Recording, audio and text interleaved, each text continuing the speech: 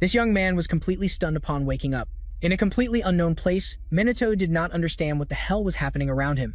Looking in the mirror, he saw a strange face with black hair and wondered where his characteristic silver hair was. Minato was still confused when two doctors and a nurse entered. They entered the hospital room together, and after conducting an examination, the doctor was surprised to discover that the wounds caused by the traffic accident he had suffered earlier were completely healed, as if they had been cured by sacred magic. In fact, they had been healed by sacred magic, but what happened to the traffic accident? Minato, puzzled, asked the doctor if the sacred magic had run out, but he basically didn't understand what the patient in front of him was talking about. Minato said he had fought monsters during the natural disaster, which made both the doctor and nurse even more confused.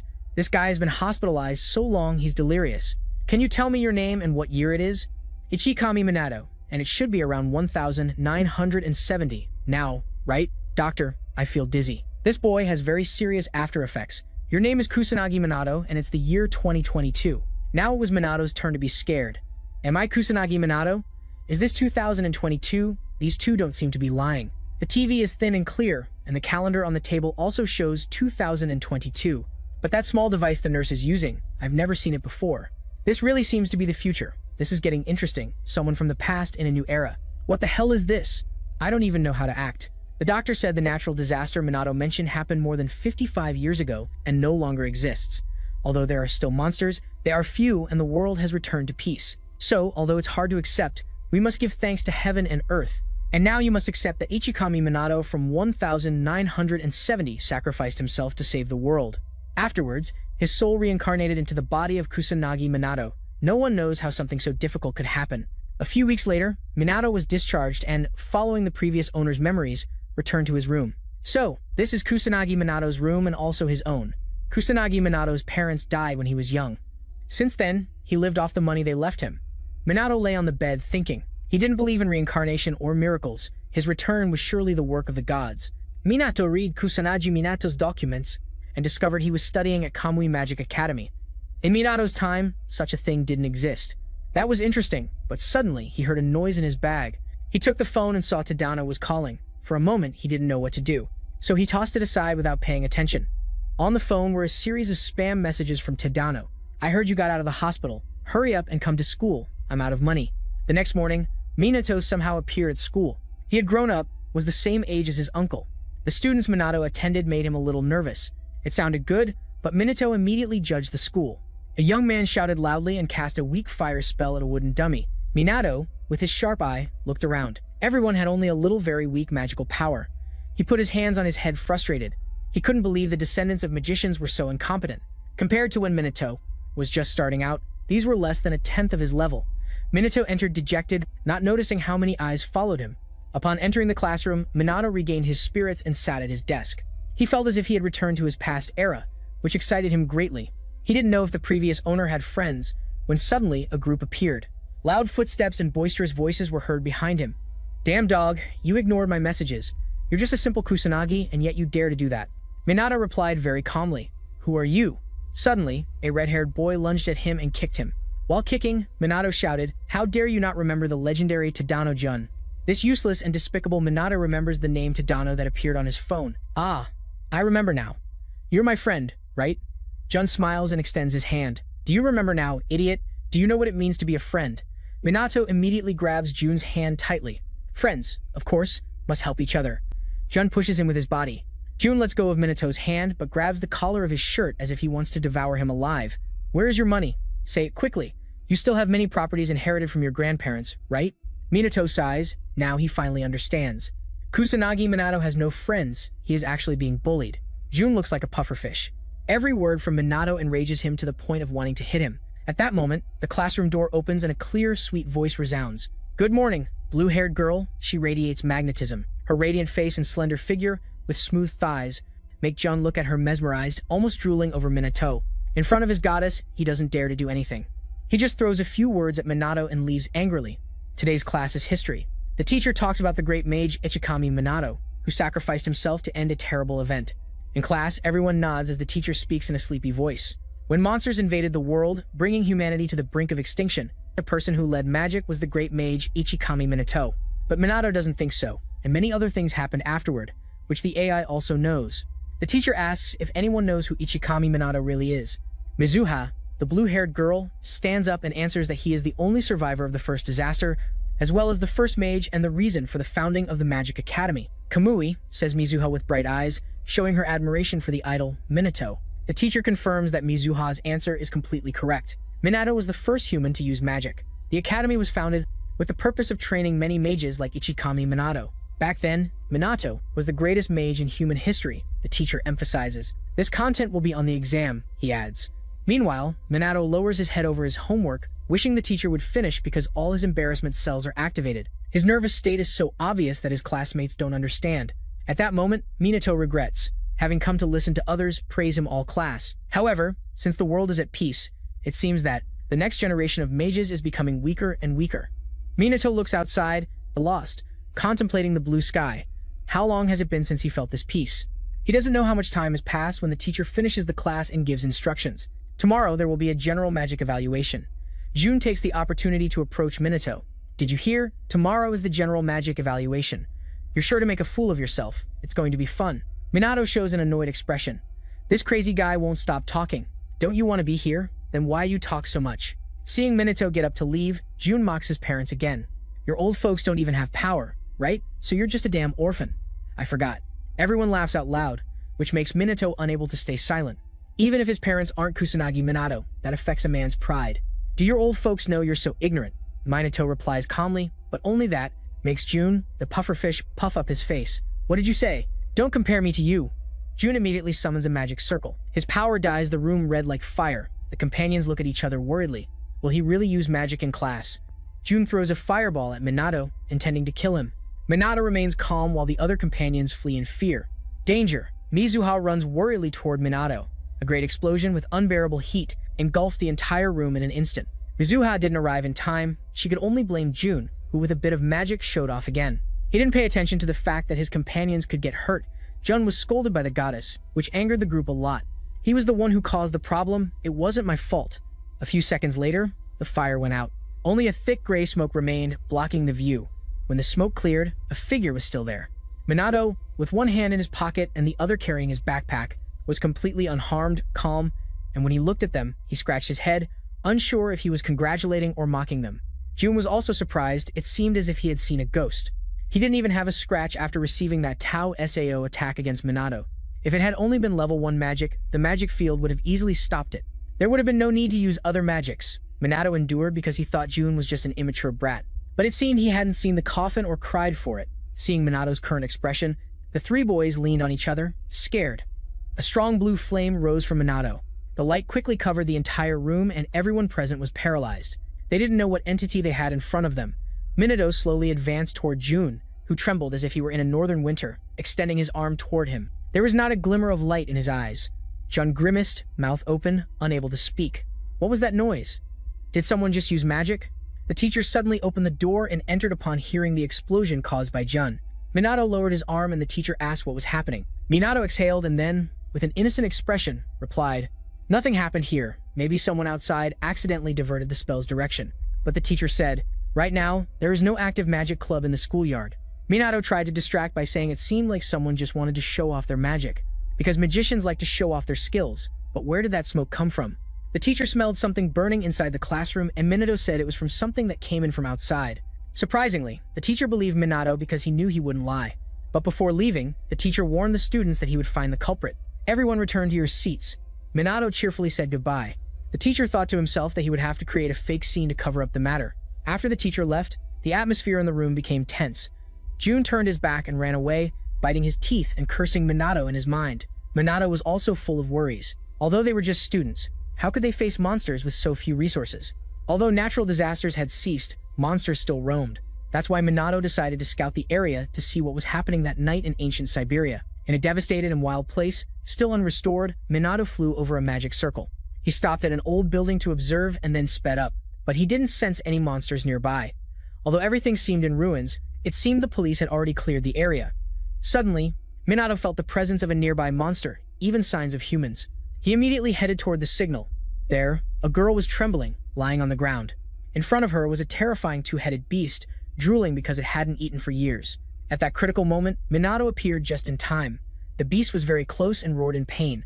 Minato raised numerous sharp stakes from the ground that pierced through the creature's body. With that, he destroyed the enormous beast that was several times his size. Minato turned his gaze to the girl on the ground. Her badge indicated she was from the magical police. Minato preferred not to get too involved and only warned her to be more careful next time. She didn't even have time to thank him when Minato had already flown away as if he had never been there.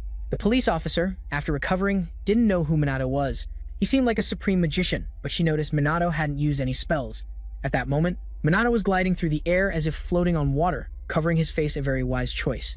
At that moment, Minato was gliding through the air as if floating on water, covering his face a very wise choice. Because you are a soul incarnated in Kusanagi, Minato, you can't stand out too much. But today, Minato was defeated 7 more times. A magical police officer was almost killed by a trash monster. That causes the level of the police officers to decline uncontrollably. Minato can claim that humanity today can't even kill an insignificant monster. Not only the apprentices and police officers, it seems the magicians as well. In this era, their power has also weakened a lot compared to before. But Minato is not sad. On the contrary, he feels happy because so far his strength is still useful. Minato will use his magical power to clear out the nearby monsters. He cannot allow them to hurt the innocent here.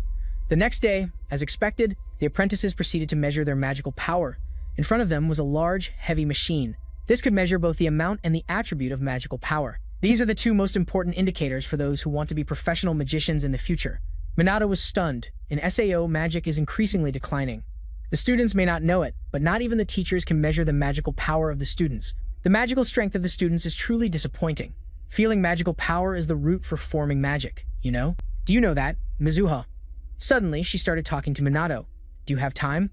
The conversation between them made the whole class whisper. Whispers and murmurs from Mizuha. She said this was the first time they had a decent conversation. She introduced herself as the second daughter of a noble magical family.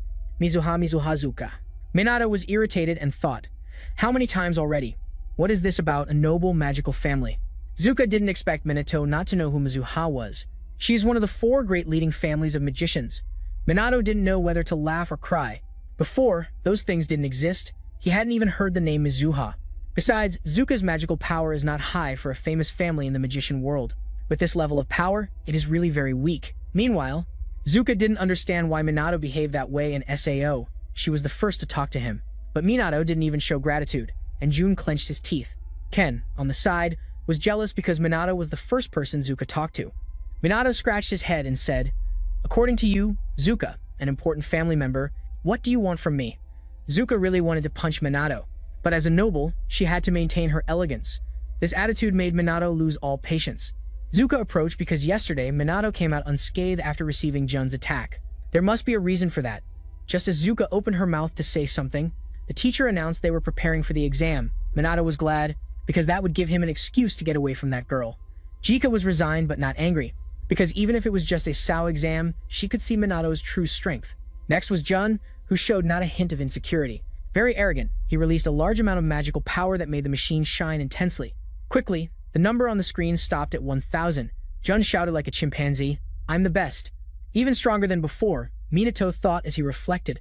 If he only got 1,000, then the standard for evaluating it hasn't changed. After Jun, it was Zuka's turn, who also had similar confidence. She lightly touched the machine and the number rose to 2,000 with a water attribute.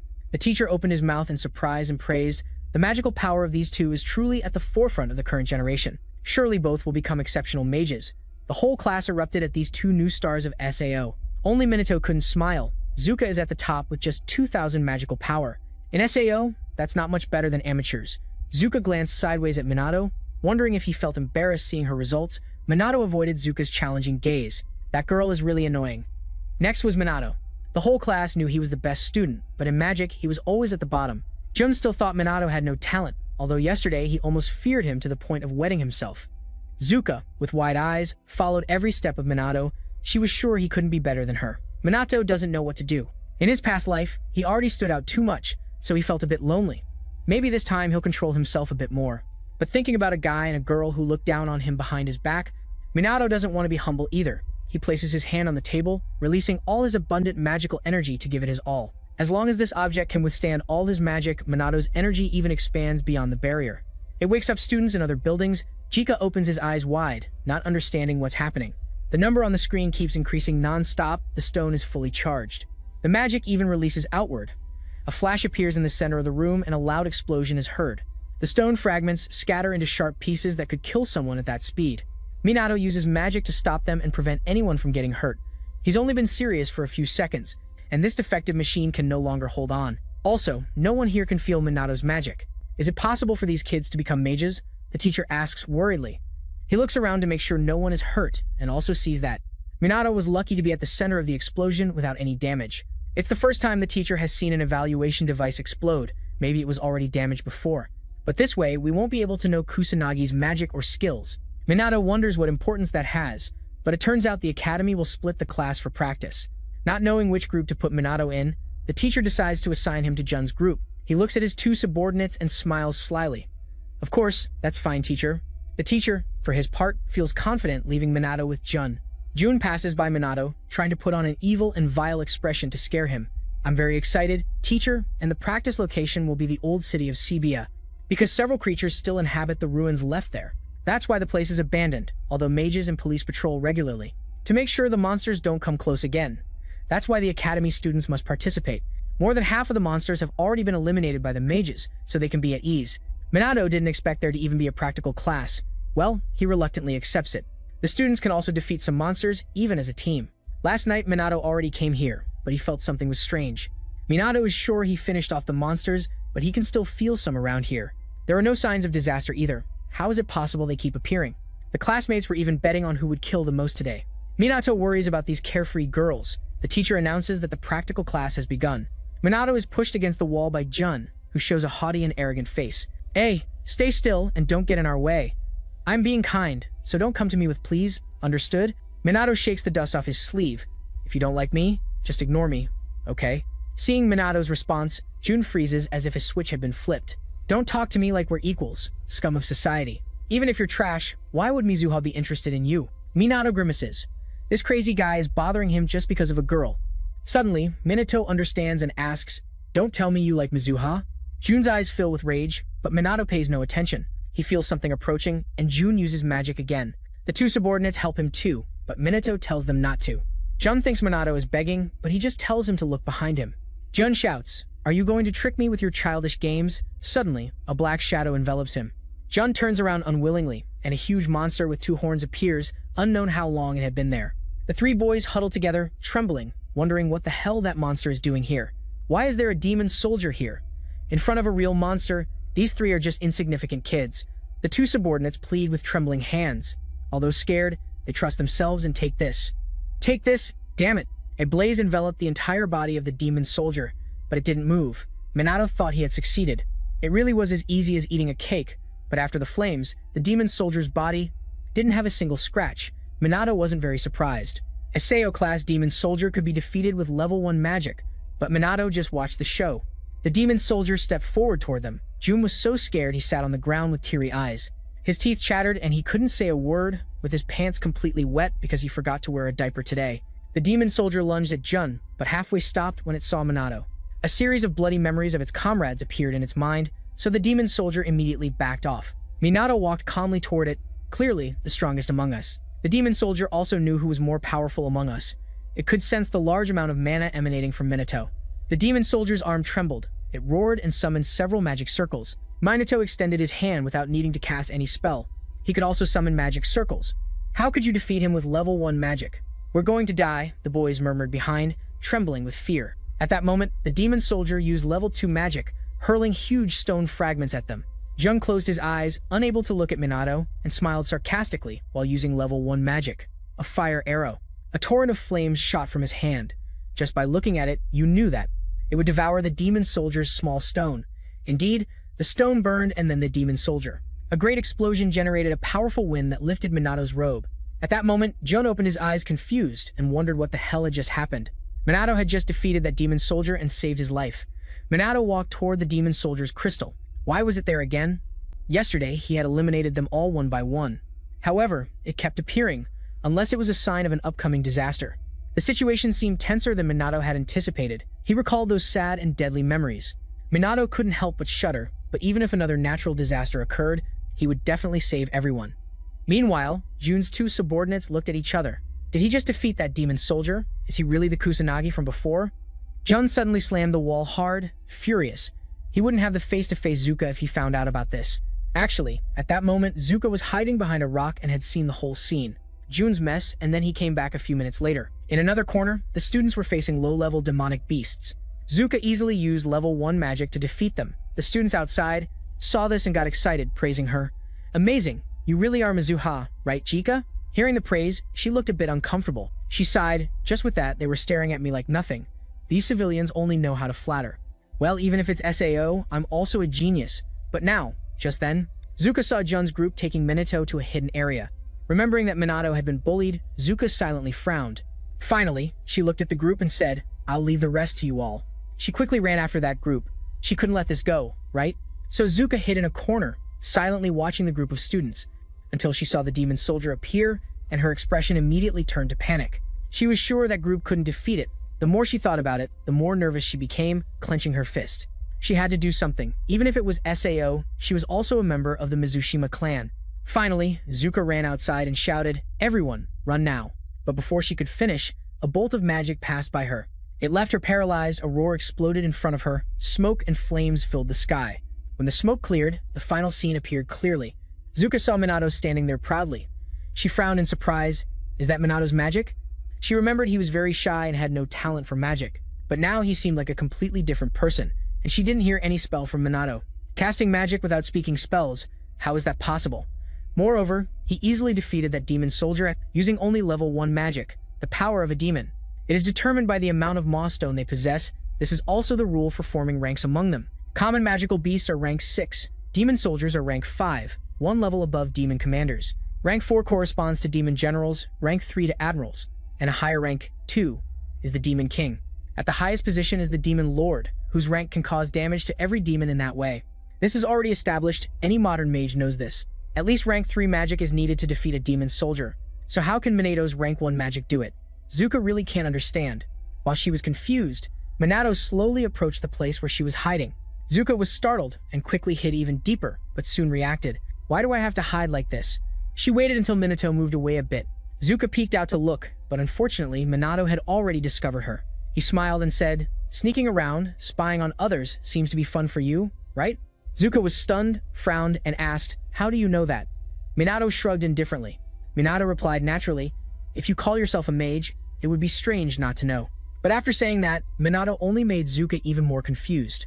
Seeing her reaction, Minato sighed helplessly. You can't sense magic, right? Then he turned and left, leaving Zuka confused and standing there. When she recovered, she ran after Minato and hurriedly said, Wait, what is that?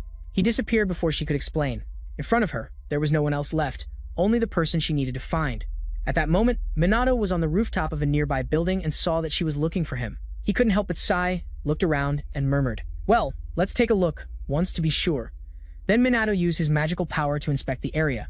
There were no demon soldiers left, but there were still quite a few magical beasts. This situation really annoyed him. Even Jun, considered an outstanding student, was so scared he seemed about to break, which meant the other students would have a very hard time. Minato frowned thoughtfully. Should I help them a little? My barrier will cover the entire area around the house. Without hesitation, Minato quickly concentrated his magical power in both hands. In an instant, 2 streams of magic appeared in the air. Then they began to move and soon covered the entire Garcia house. Seeing the streams of magic in the air, Jun's group was surprised and worried. No one knew what it was, not even Zuka, who frowned and murmured, Is that magic? Defensive magic? Meanwhile, in another area, a group of magical beasts had surrounded 2 academy students, the number enough to scare them. Just then, a magical beast lunged at a pink-haired girl. The girl's expression filled with fear and she could do nothing. At a critical moment, a ray of magic suddenly appeared, and immediately tore apart the body of the beast attacking her. The pink-haired girl, who had just experienced a life-or-death moment, was so scared that her legs weakened and she collapsed to the ground. A boy ran to her worriedly and asked if she was okay. Meanwhile, on the rooftop of another building, Minato looked down and nodded with satisfaction. Good job eliminating them. This is also entertaining, he said, but soon he detected a problem with his magical energy. He broke out in a cold sweat while touching his forehead. His magical energy not only killed the magical beasts, but also tore their bodies to pieces. In an instant, fragments of the beasts' corpses were scattered everywhere. Seeing this, Minato sighed helplessly. Maybe I overdid it a bit. In the end, he had cleared almost all of them. They won't be able to continue with the practical class. Next time I'll have to control myself a bit, he thought after a pause. Minato jumped down from above using magic, glanced around for a long time. Finally, he nodded with satisfaction. This place is fine, everything is under control. Minato looked for a hidden place to land. Although he didn't need to hide his abilities too much, being too conspicuous was also annoying, he thought as he approached the other students. The guiding teacher at that moment was inspecting the corpse of the demon beast. After a while, he began to murmur suspiciously. How is it that so many demon beasts still remain? The entire pack should have been completely eliminated. The fact that so many were taken out in one strike confirms that whoever did it must be a professional mage. Moreover, the magic used had no defined element and launched countless projectiles. It could only be magic without a defined attribute. He had never seen anything like it before. If it weren't for that person, the situation would have already gotten out of the guiding teacher's control. Shooting multiple magical projectiles at the same time is not a problem, but what stands out is that there were more than 6 projectiles, something impossible for a student. While the teacher pondered this, a student couldn't contain his frustration and asked, "Why are there still so many demon beasts? We almost died, teacher." It was the teacher's fault. He did not deny his responsibility. He lowered his head and accepted the blame, pressing his lips slightly to explain. He was informed that the police had already cleared the entire pack, but in reality, he should have checked with the school again. He sincerely apologizes for putting them in such a dangerous situation. Hearing this, the students didn't know what to say. All had resigned expressions. The student who had just been rescued asked timidly, "Was it someone who saved us, right, teacher?" The guiding teacher shook his head. He doesn't know either. It definitely couldn't have been the police or a professional mage. Could it have been an illegal mage? However, it cannot be denied that this person truly saved the students from the bottom of his heart. He is very grateful to that anonymous mage named Minato. The anonymous mage, Minato, in the guiding teacher's thoughts, was now standing far away, smiling without saying a word. After escaping danger, the students finally regained their composure and began murmuring, commenting on the magic they had witnessed.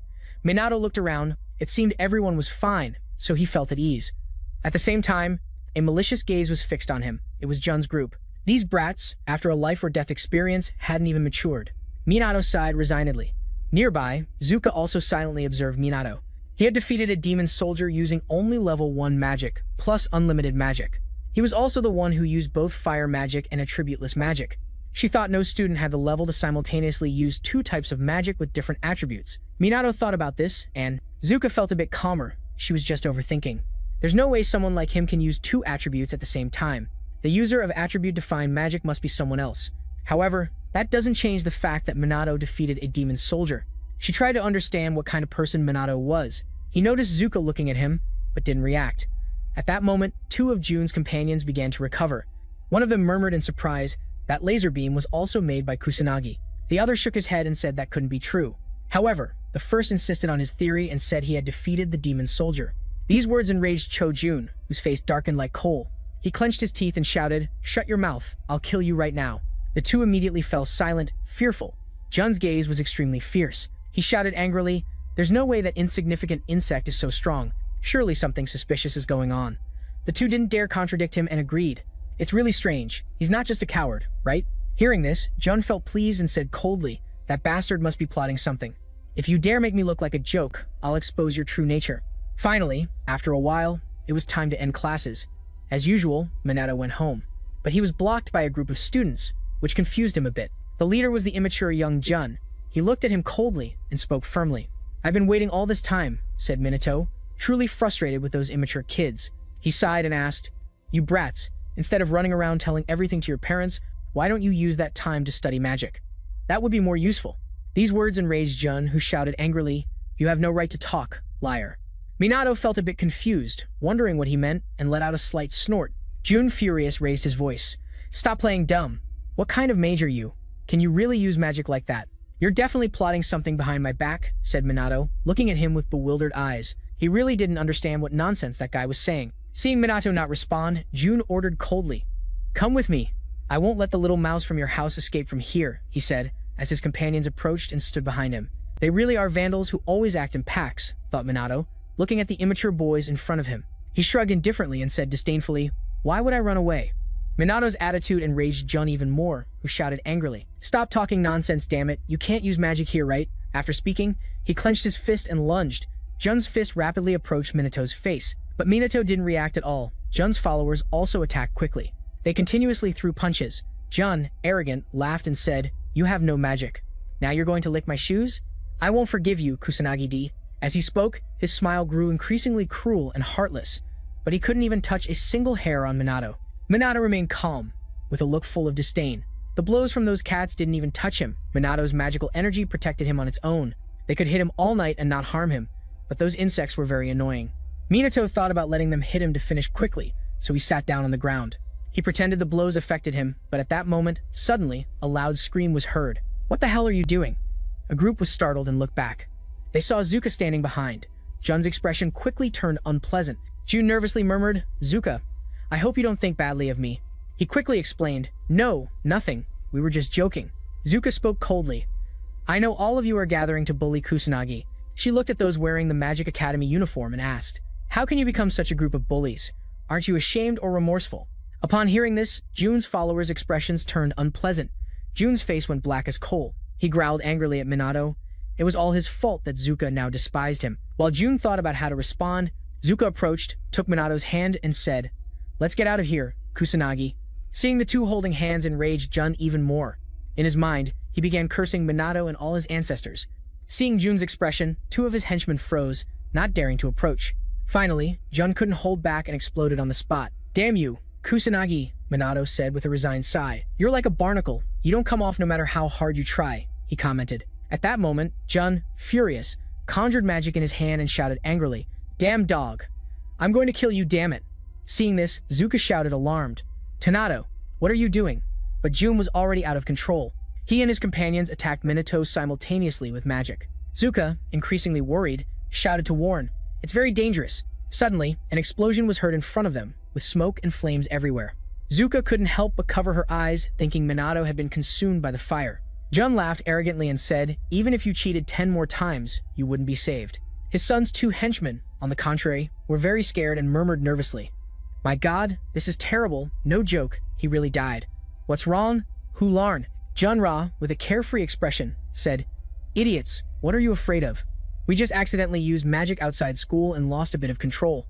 But Kusanagi accidentally stood right in the path of the magic launch. That's all. While he was confident, a deep, low voice suddenly arose from the smoke.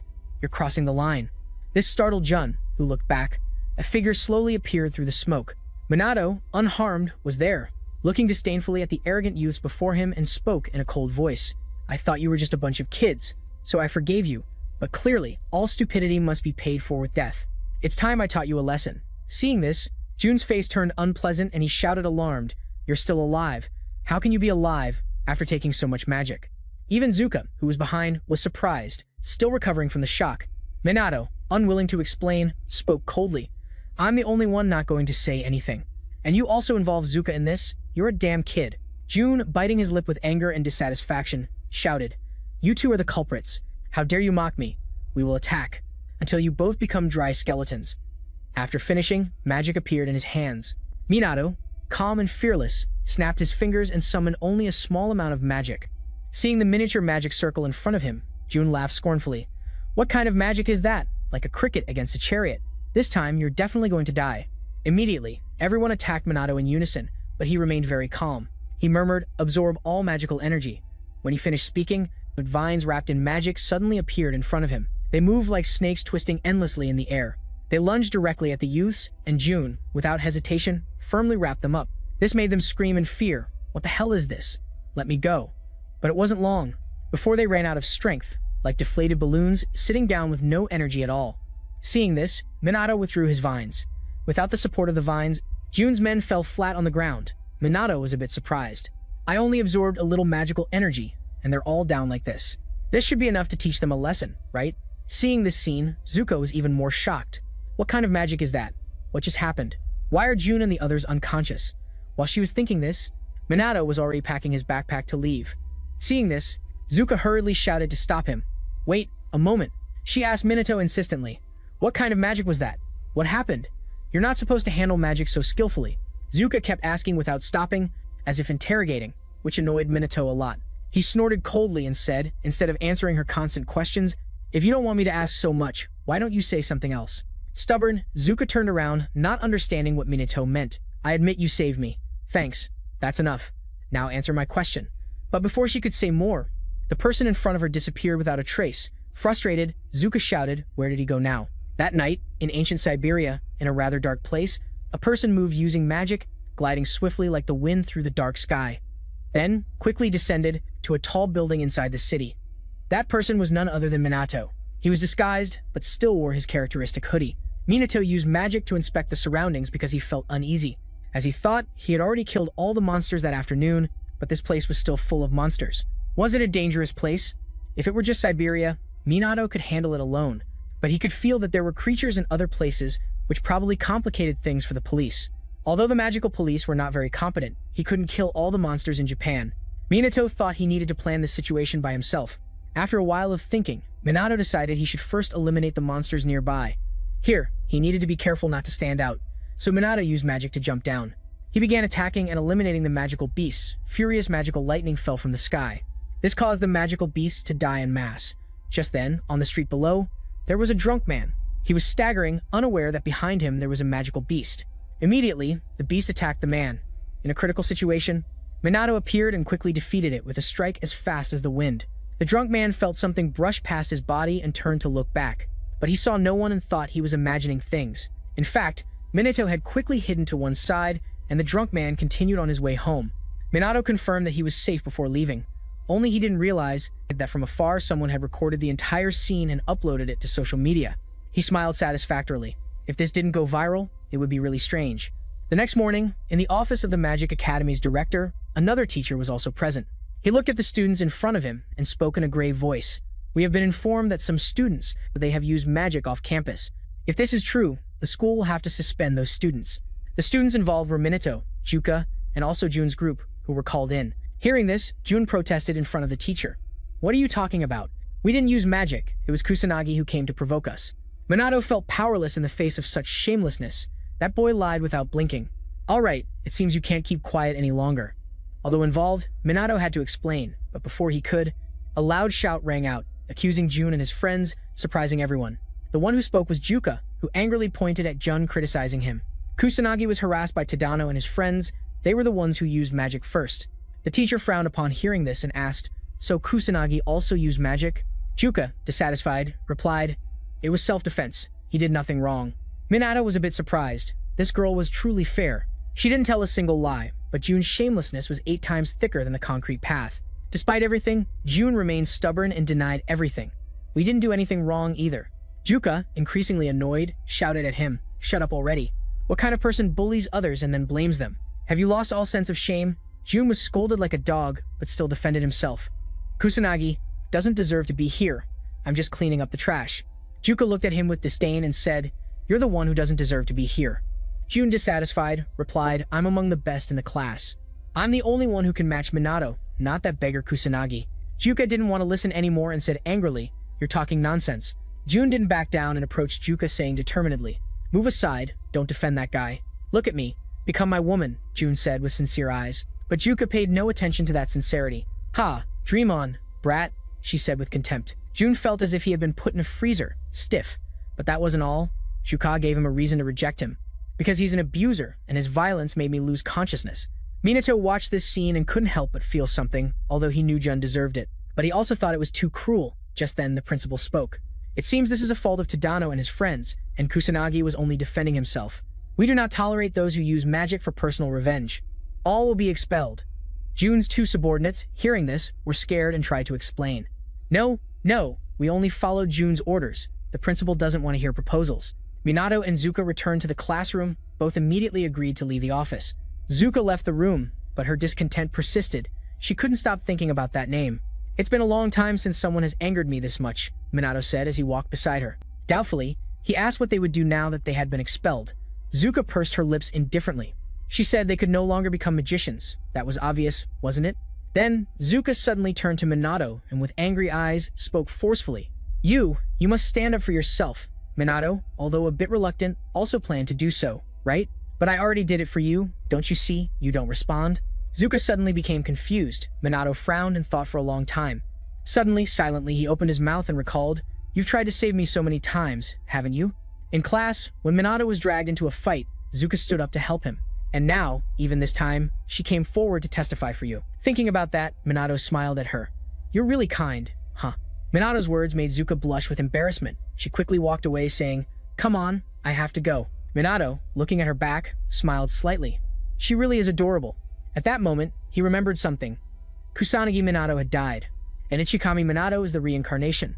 That boy was bullied to death, right? But that was just a common traffic accident. Minato didn't know. But surely they are to blame. He hopes this will be compensated. At the same time, 2 more students appeared in the principal's office, and the clear voice of a girl was heard. So there was a student using magic outside of school, and some students were affected. The principal nodded slightly. That's right, but no harm was caused to civilians, the girl asked doubtfully upon hearing that. Then, why did you call me principal? She asked calmly. The affected student is Mizuha Zuka. That's why I called you, said the principal. After a moment, she replied, Understood, thank you for informing me, Professor. Saying that, she turned around and left. The principal did not stop her. Indifferently, she asked to send regards to BA, and the principal responded calmly. Don't worry, BA will continue investing in the school, said the girl. The 2 quickly left into the hallway. The boy next to the girl spoke for the first time. If what the professor said is true, then that Kusanagi must be very strong. The girl murmured softly. Fighting several magicians at once is almost impossible. He won't win. Unless the power difference is huge, she continued. Do you think that guy is stronger than the 2 of us? They debated while walking. Another student, seeing them pass by the classroom, said, I really admire you, and turned to look at them. They paid no attention. The girl's voice became serious. First, we must confirm the abilities of student Kusanagi Minato. Then I'll decide whether to expel my sister or not, said the girl, who was Zuka's sister, Mizuha Ruka. She was a 3rd-year student, Class S. The boy beside her was Katsuragi Ryuji, also a 3rd-year student, Class S. Hearing her, he nodded and smiled.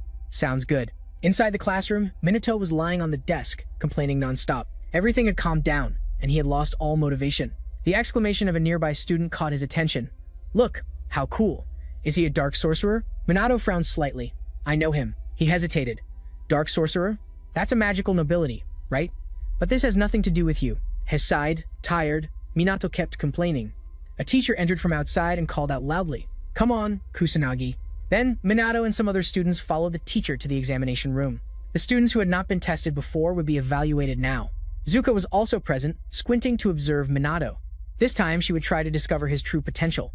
But at that moment, she opened her eyes in surprise to see that Ruka and Ryuji were also present. Concern appeared in Ruka's eyes. Why is she here? No matter what, the test began like this. A moment later, it was Minato's turn. Minato hesitated in front of the magic meter, furrowed his brow thoughtfully. Last time, he almost blew up that machine. So this time, he decided to control himself a bit and think before acting. Minato only summoned a little magical energy in the palm of his hand, then placed his hand on the machine to check it. Controlling magical energy at the lowest level made him sweat cold. The number on the magic meter rose quickly. Not long after, Minato withdrew his hand, rested his arm on his knee, and breathed heavily. The instructor, doubtful, asked, Are you okay? He slightly shook his head to indicate yes. The instructor looked again at the number the machine showed and hesitated before speaking. It seems we finally have the result. Kusanagi Minato's attribute is none. Zuka heard that result with disbelief in her eyes, while Ruka and Ryuji did not seem surprised. It seemed they believed Minato was not that strong, but the surprising part was yet to come. When Minato's magical energy level only showed 100, the students present began whispering and commenting. In our generation, that's the lowest level. But not being able to measure the attribute is also strange, isn't it? Ryuji said upon hearing the murmurs. He couldn't help but sigh, while Ruka, a bit impatient, turned her head and left. Come on, we're done here. The 2 quickly walked away. Mocking laughter immediately echoed. If the magical energy is weak, then that's it. What can be done? The instructor, fearing Minato would get depressed, approached and patted him on the shoulder to comfort him. Don't overthink it, Kusanagi. The amount of magical energy doesn't define your entire being. The only person who didn't believe that result was Juka. Something doesn't add up. Minato should be able to defeat even the demon soldiers. He should be able to use both fire and wind elements. I've never heard of anyone who can control the amount of magical energy they release so precisely. What the hell did Minato just do? Contrary to everyone else's reaction, Minato was very satisfied. The result is excellent, just as I wanted. I just need to control a specific amount of magical energy. But, phew, this is tiring. I'm out of breath. Luckily, he managed to fool everyone without any problems. A while later, in the hallway, Minato was walking alongside Zuka. While walking, he asked, Were you also in the evaluation, Mizuha?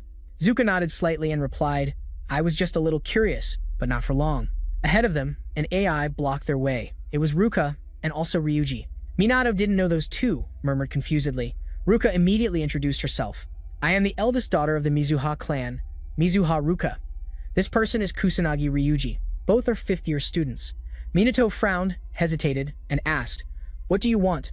I'm not interested in anything from you anymore. Ruka let out a cold snort and then walked forward. Zuka, seeing this, became worried. His body trembled reflexively. Ruka stood in front of Juka. She spoke coldly. It seems you're nothing compared to those who break the rules, right? Juka lowered her head, not daring to look at her sister. Ruka wasn't going to let it go so easily. She continued asking, is it true that you were saved thanks to a mage with magical energy that doesn't even reach 100? Juka hesitated for a moment and finally answered softly, that's true. Upon hearing the affirmation, Ruka shouted, stop it, Juka. Juka, annoyed, asked, why do I have to? Ruka snorted coldly and said, have you ever won against me, even once? Juka was stunned upon hearing that. Ruka was right. Whether in studies, sports, martial arts, or even magic, Juka had never surpassed her sister. Ruka slowly approached Juka and said seriously, you're not fit to be a mage. I alone am enough. Juka, hearing this, grew increasingly gloomy. She wanted to respond but couldn't utter a word. Ruka did not relent and continued with her demand. All you have to do is obey me, leave here, and find another school to study at. Juka trembled and her eyes filled with tears. She clearly wanted to protest but didn't have the courage to do so. Seeing that she didn't respond, She clearly wanted to protest but didn't have the courage, seeing that she didn't respond. Ruka asked Juka again if she understood, clenching her fist while struggling with her thoughts, until she finally accepted surrender. She was originally going to agree, but didn't even finish speaking. Minato intervened a bit harshly. Ruka stared at him and asked coldly, what did you just say? Minato, showing no fear, calmly replied, you keep talking non-stop, without listening to what the other person wants to say. If that's not rude, then I don't know what is. Ruka snorted coldly and said indifferently, this is a private family conversation. Someone like you shouldn't interfere, Minato complained. And you call this a conversation? You're giving orders to your sister. That phrase enraged Ruka, who shouted with disgust. What did you say, despicable brat? Minato remained calm and looked her in the eyes. Forcing someone to do something against their will is the most forbidden thing. It should never be done. It's like telling someone to give up their dreams. Ruka didn't believe she was wrong and responded disdainfully. My sister doesn't have the qualities to be a mage. She has never beaten me even once. Juka, standing to the side with a face full of sadness, as if what Ruka said was true, felt insignificant. For a long time, she had deceived herself into believing she was a genius, and that she had the qualities to be a genius, even though she had never surpassed her sister even once. But while Juka was desperate, Minato spoke with great confidence. He has beaten you. That phrase left Juka unable to believe it, looking at him surprised. Even Ruka couldn't believe it, murmuring, beat me? Really? Minato smiled slightly and continued calmly. Of course, it's not possible now. Ruka looked at him with contempt and pursed her lips. I already knew that. Then, in 2 weeks, there will be a practice fight, one-on-one. So what? Upon hearing this, Minato asked curiously, one-on-one? I thought you were scared. Ruka laughed mockingly. Weren't you just saying nonsense a moment ago? And now you're scared and giving up, she said with a cold smile. Minato smiled and replied, that's absurd. I will also participate in the fight. And you, veteran? Then he glanced sideways at Ruka, who was beside him. Juka heard the proposal and looked a little doubtful. After a while, she still didn't respond. She was struggling internally. Should I give up my dream or try to get up and fight once more? After a moment of silence, she finally had her answer and said determinedly, I will also participate. Minato smiled satisfactorily. Then, it's decided. He looked at Juka smiling and said, if we win, you won't be able to mention that topic again.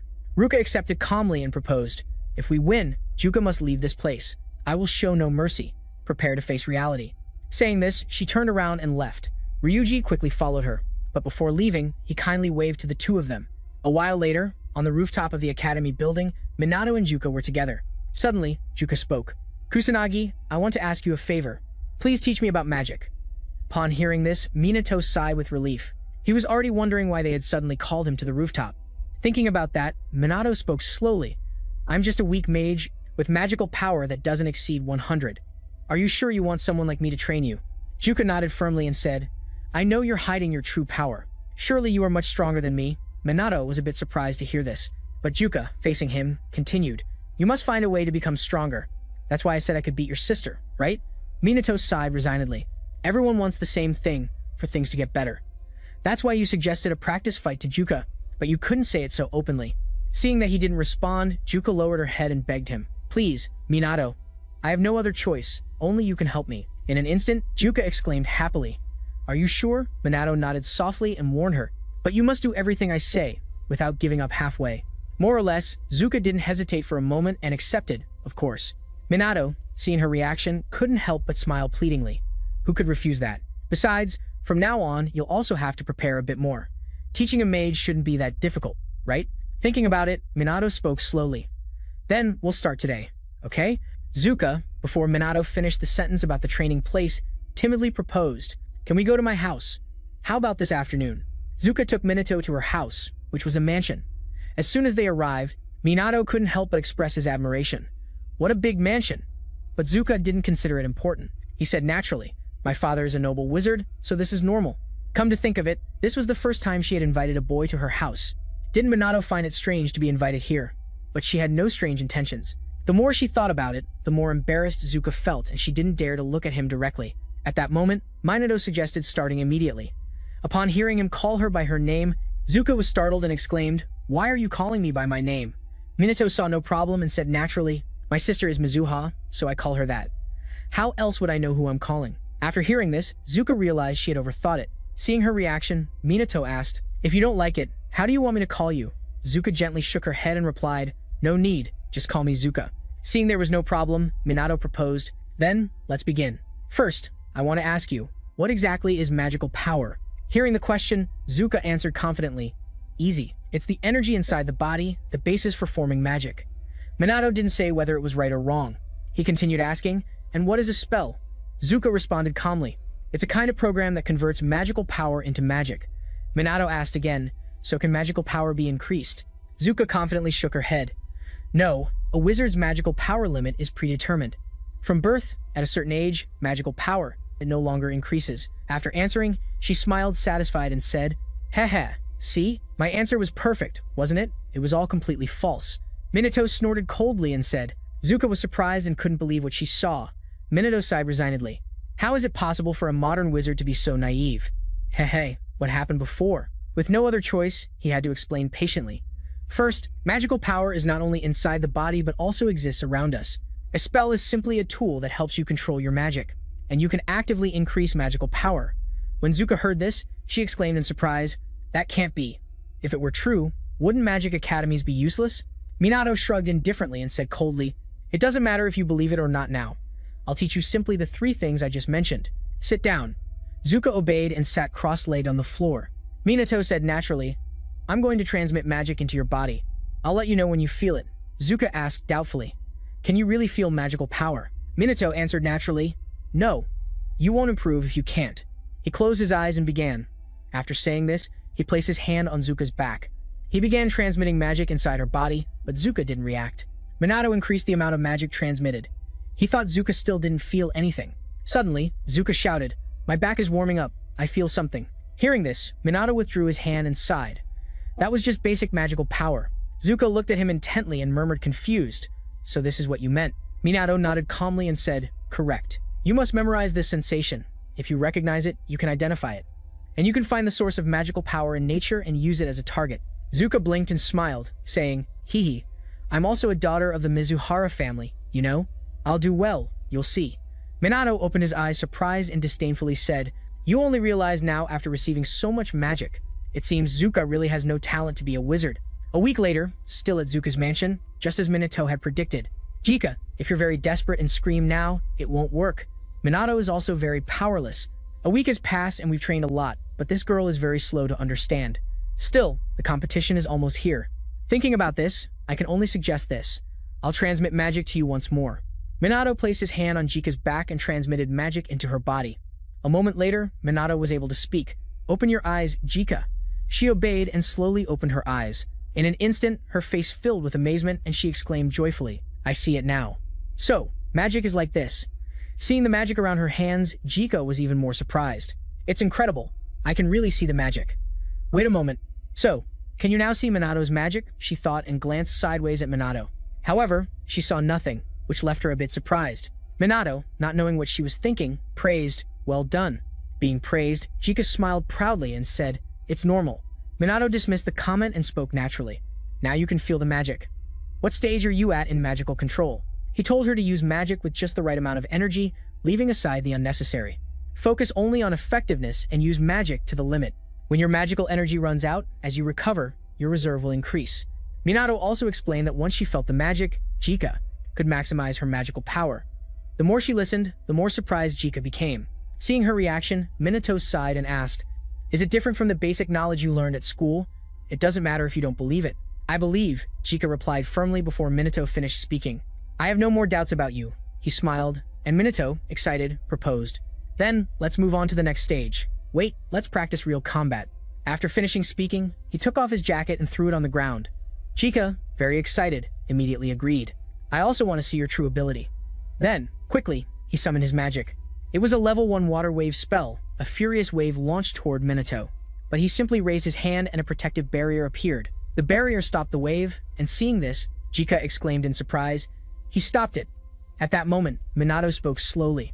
Magic shield without element, level 1. If you can't break this, forget about hurting me. Annoyed, Chika pressed her lips and quickly cast an ice bullet spell toward Minato, but he just stood there, protected by the barrier. Minato reminded her slowly, you must move while using magic. Standing still in front of a mage is asking for death. Minato's words angered Chika, who cast another spell, but it wasn't long before she ran out of magical energy and fell to the ground. Minato approached and sat beside her. He sighed and said, you used too much magic uselessly. If you could control magic, you wouldn't even need to cast spells. You could use magic as long as you have energy. Saying this, Minato cast a spell. A fireball appeared and quickly launched toward the scarecrow in front of him, but it caused no damage. Minato spoke slowly. This is your type of magic. Then, he increased the energy in his palm and the fireball intensified, burning the scarecrow. Only then did he continue speaking. And this is mine. Chika, who had been watching for a while, finally asked doubtfully, is my magical energy scattered? Minato nodded slightly. Exactly. You can cast magic without needing spells. As long as you can control your magical energy. Chika frowned and murmured. In other words, magic can be used without reciting spells, right? Minato spoke slowly. Now you must learn to shorten the spells. Once you control magic, they will no longer be necessary. If you shorten the spells, it will be more useful in real combat, and you won't waste energy on unnecessary words. Hearing this, Chika frowned and murmured to herself. It can be understood that it will make her magic stronger, indeed. Minato nodded affirmatively. Then he suggested starting over. Zuka was startled. So soon? Minato closed his eyes and smiled. Otherwise, it wouldn't mean anything. Train as if your life depends on it. Hearing this, Zuka suddenly felt uneasy. A few hours later, Zuka was exhausted and lying flat on the ground. Minato beside her asked worriedly, are you still alive? From now on, just practice like this, okay? By evening, Minato was still wandering around the city as usual. This time it was Harajuku. He swept his magical power around to check. Just as he guessed, this place was also full of monsters. Although they had been continuously eliminated, the number did not decrease at all. What the hell is going on here? At that moment, Minato suddenly sensed something. In the distance, a child was cornered by a beast. He hurried over there. Without hesitation, he killed the beast. Minato glanced at the child. Concerned, he asked, hey, are you okay? But the child didn't answer. He raised his camera to take a picture of him, but unfortunately, Minato was one step faster. Using magic, he escaped and disappeared to a safe place. Minato finally breathed a sigh of relief. Taking photos shamelessly without a word of thanks, what's wrong with humans these days? Next time, I have to get a mask. Then he turned back home. The next afternoon after school, Minato and Zuka returned to the mansion. The two continued practicing, with Zuka still being the first to fall as usual. She lay on the ground, panting heavily, and Minato stood beside her helplessly. Only a few days left until the sparring match. She was gradually improving, but in every aspect, she still couldn't compare to Ruka. No way. Ruka, is there a chance to win if things keep going like this? Thinking this, he suddenly spoke up. Sometimes giving up is also an option. Hearing this, Zuka lowered her head. But soon after, she stood up and whispered, I'm always compared to my sister. I can't win her in any field. I've been forced to give up too many things. But magic is the only thing she refuses to give up. Minato squinted at her and said without hesitation, but like this, you won't be able to win.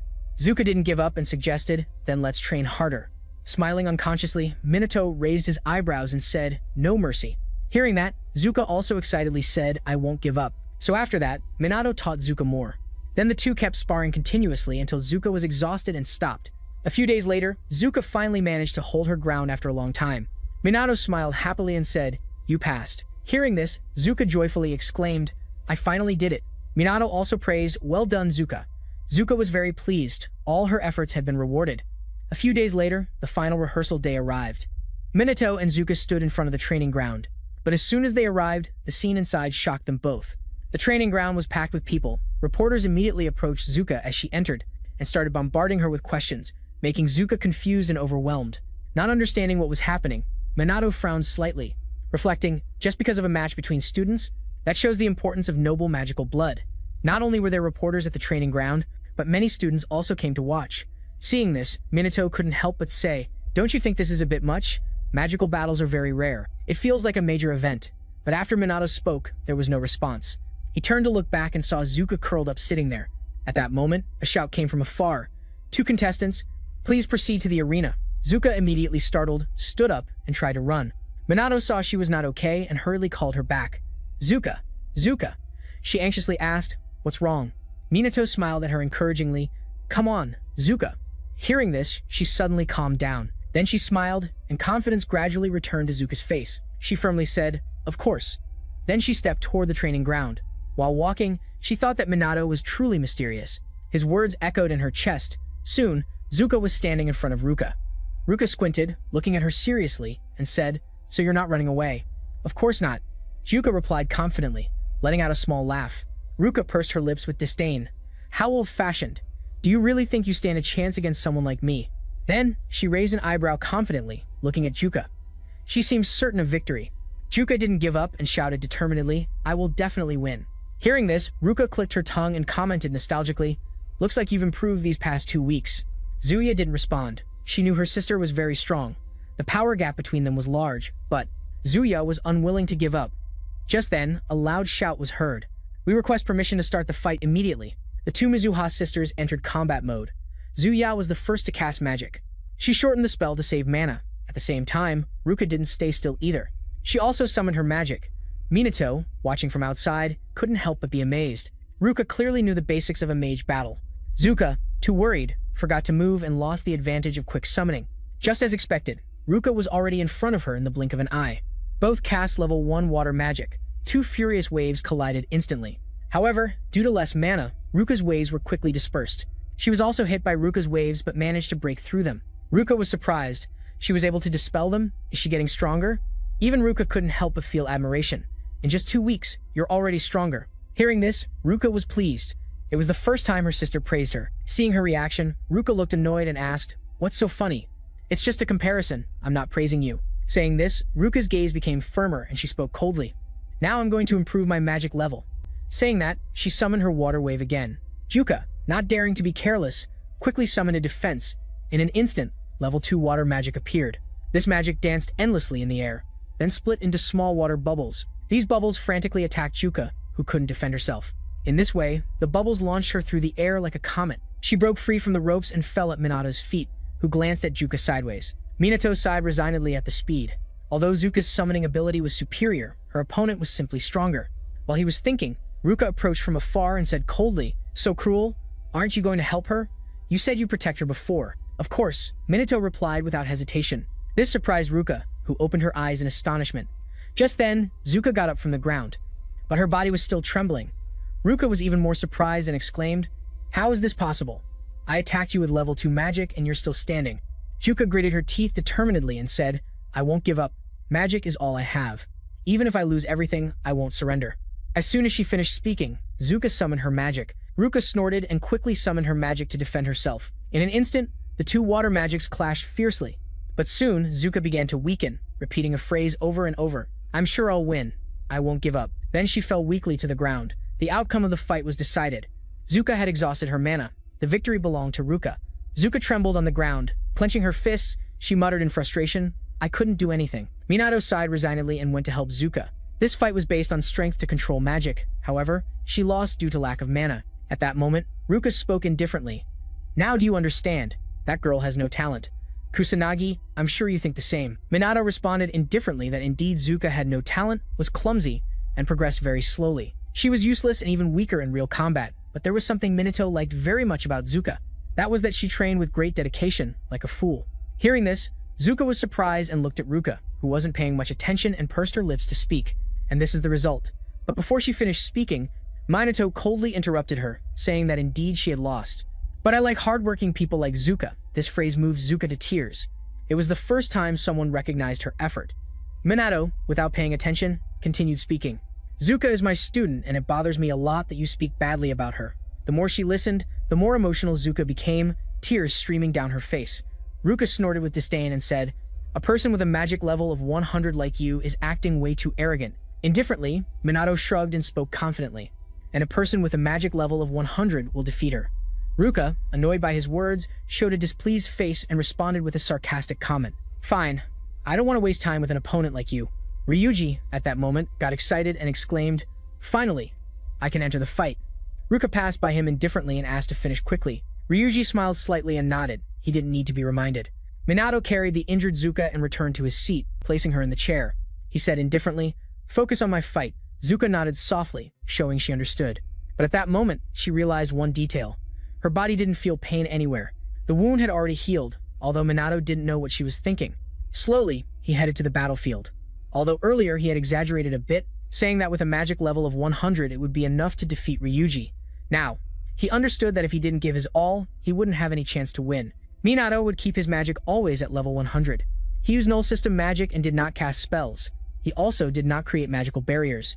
Therefore, with a single direct hit, he could surely knock out his opponent. The more he thought about it, the more excited he became. Ryuji, seeing Minato enter the field, got excited and shouted, forgive me, little brother, I won't give up. Minato smiled and replied, fine, then I yield to you. In an instant, the arena erupted in cheers and non-stop shouts. Ryuji, don't cross the line, treat my brother carefully, they said. On the field, Ryuji had unleashed his magic. Minato estimated it was around 8,000 units, while before he could only use about 100, like a grain of sand against a cart. But now he could only use about 100 magic.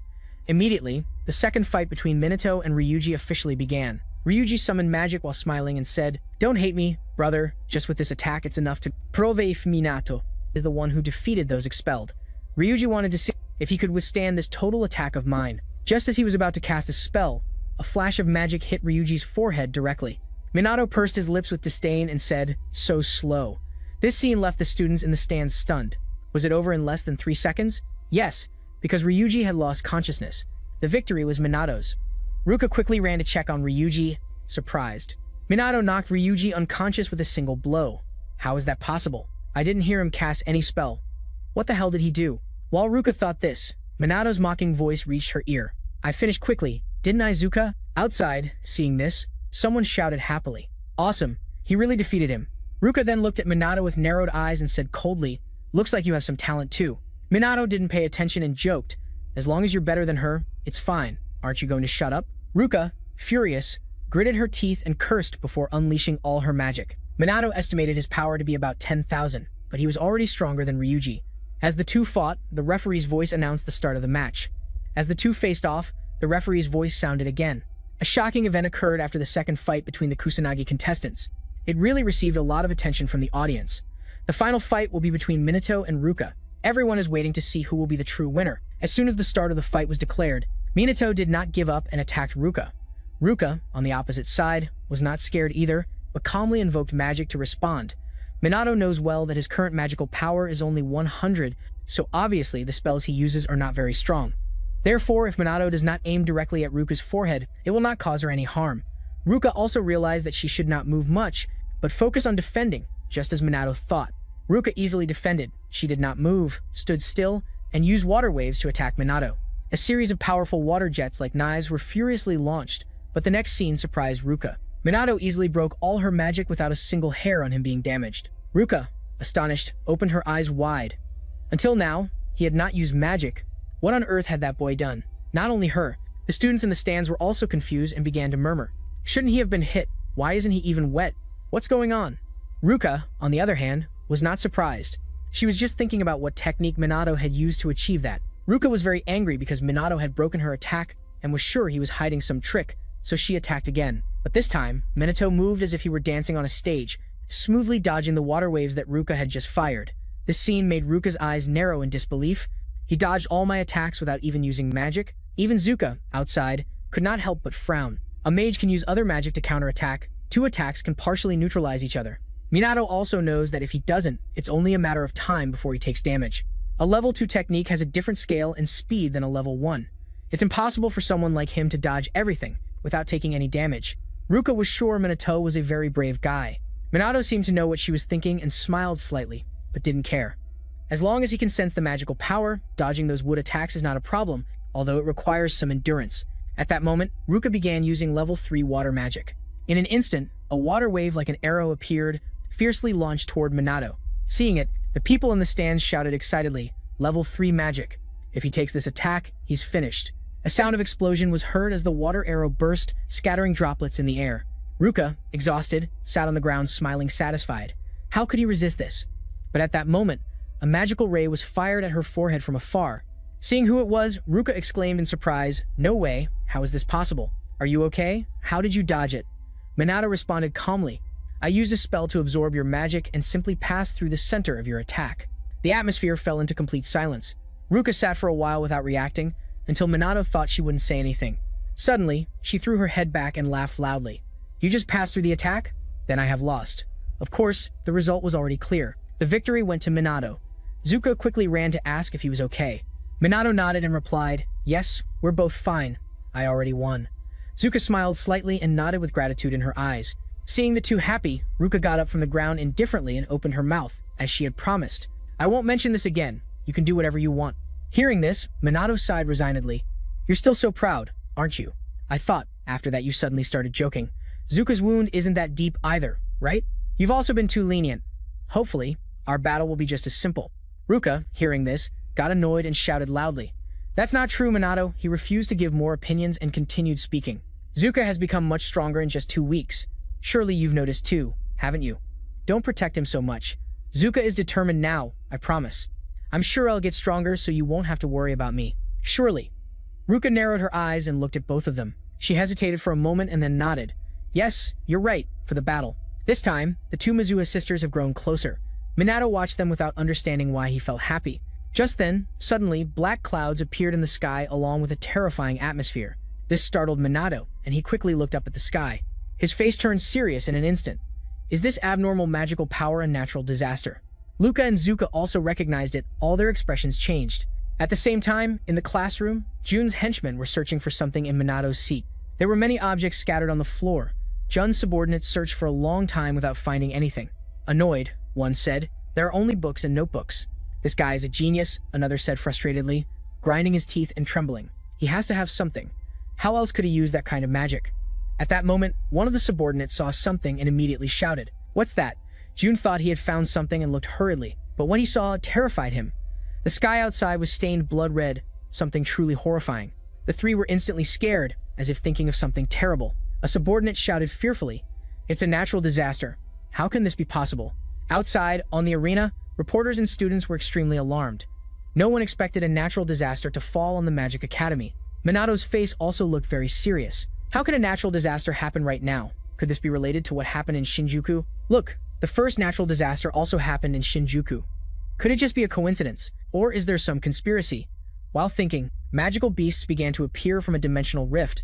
The students were scared and fled. The instructor also appeared and quickly tried to calm them. Stay calm. But who could stay calm at that moment?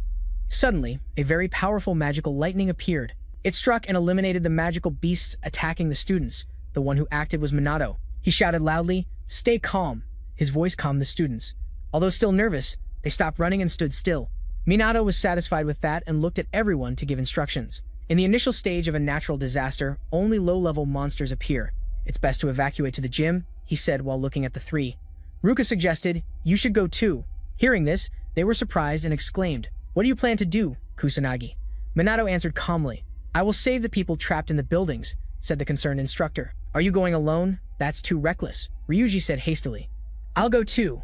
That way you won't be alone, right, master?" The instructor hesitated, but raised an eyebrow and continued speaking.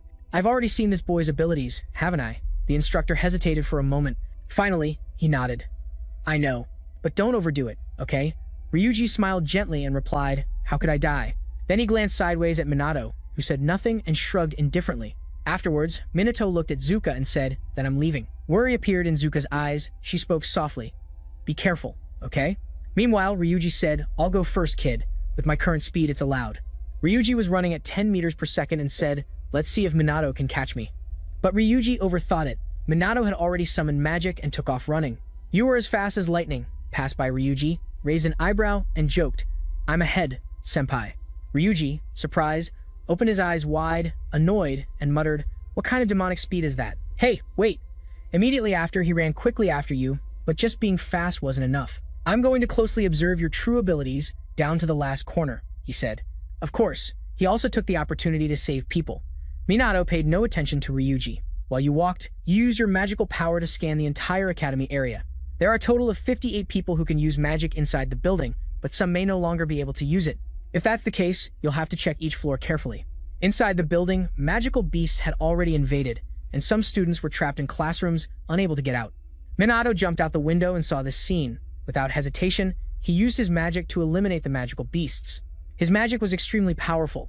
Wherever he passed, the magical beasts fell defeated. While Minato focused on eliminating the beasts inside the classroom, a beast sneaked in from outside to attack him by surprise. Minato seemed to have eyes in the back of his head. He randomly unleashed magic, tearing apart the magical beast's body. It wasn't long before Ryuji arrived running and asked alarmed, "Are you okay? Is everything alright?" But by then, Minato had already eliminated all the magical beasts. The bodies of the beasts filled the room. Minato passed by him and said coldly, "I'm counting on you to evacuate the trapped students." Ryuji, alarmed, responded hurriedly, "Wait, it's dangerous to go alone." But there was no one else behind, and he muttered annoyed, "Where did he go? So fast." Ryuji thought Minato considered him a burden and didn't know what to say. Maybe it was true. He finished off those beasts in less than a second. Is he an AI or what? Minato didn't know what he was thinking and kept running frantically. Outside, they could use magical bullets to eliminate them with a single shot, but in enclosed spaces, they could accidentally hurt others. That's why he had no choice but to use low-level magic to finish them off. But that was enough. Minato could easily defeat the beasts using low-level magic. Moreover, he was able to save many people, although it took some time. If he kept bringing the rescued students to the gym and had someone helping him, Ryuji always arrived later, but now he was fighting the beasts outside, shouting furiously, "I'm going to eliminate them all. Run quickly to the gym, please." But right after Ryuji said that, a sudden scream startled him. "What happened?" he asked, and when he looked back, he saw a group of students covered by a magical barrier slowly descending to the ground. Ryuji frowned and thought, what is Minato doing? "Actually, this guy is an AI," Minato said from above, looking down. Seeing Ryuji's reaction, he smiled, also worried about his companion. He'll be fine, right? But at that moment, he seemed to sense something. In a hidden corner of the building, a student trembled with fear, surrounded by magical beasts. Leaning against the wall, with tears, the student could do nothing else. Desperate, she screamed for help. "AI, please save me." At that critical moment, a ray of light passed quickly, surprising the student. She opened her eyes wide. She recognized that ray of light. It was the same one that had saved her before. While the student was still confused, Minato quickly descended from above and asked worriedly, "Are you okay?" The student recognized Minato and murmured, "Kusanagi, are you the one who saved me?" "Yes, that's right," Minato replied with a slight smile and helped her up. The student asked again, "Were you also in the practical class that time?" Minato hesitated for a moment and answered, "Yes, there were some unexpected incidents then." Hearing this, the student felt grateful and bowed her head to him. "Thank you for saving my life twice." Minato politely declined with a calm smile. "It's nothing, it wasn't that important." In front of the person who saved her twice, the student suddenly feels her young heart beating strongly, and her cheeks blush because of it. Just at that moment, Ryuji runs up from below and shouts, "AI is the next person who needs to be saved." Minato glances sideways at the student and tells her to follow Ryuji, that with him they will reach a safe place. "I'm going first," says the student, who still wants to call him back. But he had already run off. Even Ryuji was very sorry. Minato does not care what others think. He keeps running upward. There are still several more Kaka students surrounded. He can't wait for the police to arrive. He has to do something now. Elsewhere, in the Prime Minister's building, due to the natural disaster that just occurred at the Magic Academy, high-ranking officials are all present. The Prime Minister, sitting in the main seat, speaks seriously. A natural disaster has occurred at the Kamui Magic Academy. The officials around him murmur and comment.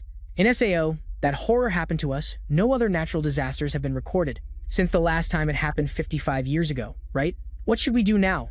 asked the Prime Minister gravely. "We are trying to contact the magical beast handling unit of the city police and also the noble magicians. The ground defense forces are also on maximum alert, ready to fight." Some high-ranking officials disapprove and respond, but the defense force magicians only specialize in natural disasters. They have no experience fighting magical beasts. The Prime Minister clearly understands that. This is the consequence of living comfortably without worrying about facing natural disasters. Only trust remains in the police and the noble magicians. The more he thinks about it, the more he clenches his fists. The disaster from 55 years ago happens again, but Ichikami Minato is no longer here. AI will be the one to save them this time. At the same time, a police car speeds toward the Magic Academy. The officer driving asks doubtfully, "Did a natural disaster really happen, SAO?" A deep male voice replies, "Yes. It can't be a mistake," says the officer in panic. "But we've been peaceful for so many years. Does this mean this peace was only temporary?" "Sao." Inspector Shidosugo smiles and replies, "Even if it's SAO, That's why we're here. The officer driving is Sergeant Karin Sanda. She hesitates for a moment and then says, "I'll do my best, sir." Immediately, both head quickly toward the scene. Meanwhile, in the sky above the Magic Academy, a helicopter appears. It is not a rescue team, but reporters. They are broadcasting the situation of the magical beast attack to people across the country. The journalists who arrived early at the academy were also evacuated to a safe place. They are broadcasting live, while the instructors and students who can use magic outside try to eliminate the low-level magical beasts. This news about the natural disaster is a hot topic. Everyone is watching attentively. Everyone is worried about the current situation, which is really very serious. The area around the academy is also being attacked by magical beasts. Nearby civilians are very scared. The situation is already out of the government's control. The population of Japan, attention is turning to the Magic Academy. Everyone is waiting for news through the media. Some are worried about the nearby areas. Others fear the disaster will continue like 55 years ago. In short, all of Japan is engulfed in panic. At the Magic Academy, Minato continues to fight tirelessly against the magical beasts to save lives. But the beasts attack in large numbers. They are almost starting the second phase. In each phase, new and stronger creatures will appear. They will keep appearing no matter how many we kill. As long as the parasite is alive, the magical beasts will roam. The boss will appear in the final phase. Minato must hold out until then. The more he thinks about it, the more annoyed he feels. Truly, such a disaster is very problematic. After saving people from the monster, Minato used magic to quickly teleport them to the basement. This time, there were a total of 20 people scattered everywhere. So just saving them was difficult, but Minato did not intend to give up. He ran to the upper floor to continue. At the same time, inside the classroom, Jun was trying to eliminate the magical beasts entering, but his magical power was insufficient. It wasn't long before, panting, he gritted his teeth and murmured that he couldn't go on. He couldn't keep attacking because there were not only normal magical beasts, but also demon soldiers. At that moment, everyone was extremely scared. Each of them was so scared, they almost wet themselves. Jun, however, did not accept the situation and shouted angrily, "That Kusanagi already defeated it with one blow. Why can't I do the same?" Just after saying that, a voice from behind sounded with contempt. "Because you're as weak as a lost soul." Jun opened his eyes wide before he could see clearly who it was. A bright flame appeared and burned the demon soldier directly, reducing him to ashes. With a terrified expression, Jun finally looked carefully at who had intervened. It was someone he didn't want to see, Minato. After acting, Minato said nothing and turned to leave. Jun, biting his lips in anger, was saved once again by him. Unable to accept it, he hurriedly ran after Minato, shouting, "Stop now." Minato stopped, and Jun faced him angrily. "Why did you save me? You should hate me. If so, why?" Minato shrugged and replied indifferently, "There's no special reason. I saved you because I could, that's all." Hearing that, Jun's body trembled slightly. He murmured, "You saved me because you could? Is that all you have to say?" But Jun couldn't accept that reason. He shouted furiously, "Stop joking, you're also a weakling without strength." He also reproached him for not using magic properly and wondered how Minato could become so strong so quickly. Minato narrowed his eyes and looked at him coldly. "Kusanagi Minato died in a traffic accident. I was reborn in his body." Hearing this, Jun didn't believe it and shouted, "What? Can someone become stronger after going through death? You should be stronger than me. Then why am I stronger than someone like you? The truly strong do not oppress the weaker." Minato listened and snorted disdainfully, narrowing his eyes to look at him coldly, and said, "And the weak don't humiliate those who are even weaker. You have been devoured by your own pride and are blinded, thinking you are strong." Jun didn't even dare to think about confronting him. Minato finished speaking and left, leaving Jun alone, who soon collapsed to the ground. He knew he was running away from the truth, that he hadn't improved at all. Since middle school, Jun had vented all his frustration and anger on the weaker, but it was Minato, whom he considered the weakest, who saved him, and he couldn't accept that reality. Jun's two subordinates also felt uncomfortable. In the end, they too were saved by Minato. They wanted to ask Jun what they should do, but he was even more downcast. Tears kept falling from his face, tears of regret and humiliation. Of course, Minato didn't know how they were doing at that moment. He kept running frantically upward to kill the magical beasts and save the people. The higher he climbed, the more high-level magical beasts he encountered, and demon soldiers also appeared. But Minato was not scared in the least and attacked the demon soldiers with magic. In the first attack, the enemy managed to dodge, but Minato didn't stop. He used high-level magic and, with a roar, an explosion of fire and smoke instantly lit up everything. The demon soldier was quickly buried in a sea of flames. Minato squinted, looking at the ashes before him, with a calm expression as he thought about the increasing number of demon soldiers. That meant the boss would appear soon. Thinking this, Minato approached the students huddled in a corner and spoke to calm them. "Stay calm, everything is under control." At the same time, Ryuji, who was below, was extremely frustrated and shouted loudly, "Damn brat, blame your brother." Although he scolded with his mouth, his hands kept casting magic to eliminate the demon beasts. There were really many demon beasts that kept chasing and attacking the students. Ryuji protected the students from behind while attacking the demon beasts. He glanced at the students and said, "I will protect you, so trust me and follow me." The students, seeing Ryuji's imposing attitude as their leader, all felt admiration. But even though Ryuji said that, what could be done when everywhere was filled with demon beasts? While he was confused, Minato descended from the central hill. He coldly opened his mouth and said, "Let me help you." Hearing this, Ryuji was alarmed and shouted, startled, "Don't just suddenly appear out of nowhere like that." Minato, ignoring him, calmly said, "Run right after I finish with these." Hearing this, Ryuji became nervous and hesitated, asking, "But with this many, can you really?" "Maybe it's better to take another path," he said.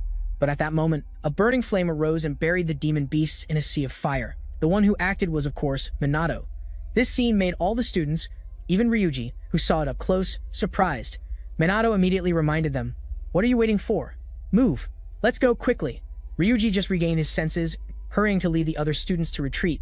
While walking, he looked back. He saw Minato, who with a simple wave of his hand and magic completely eliminated the demon beasts chasing the students. The more he looked, the more impressed he was. Amazing. This brat is really impressive. Minato kept focused on stopping the demon beasts.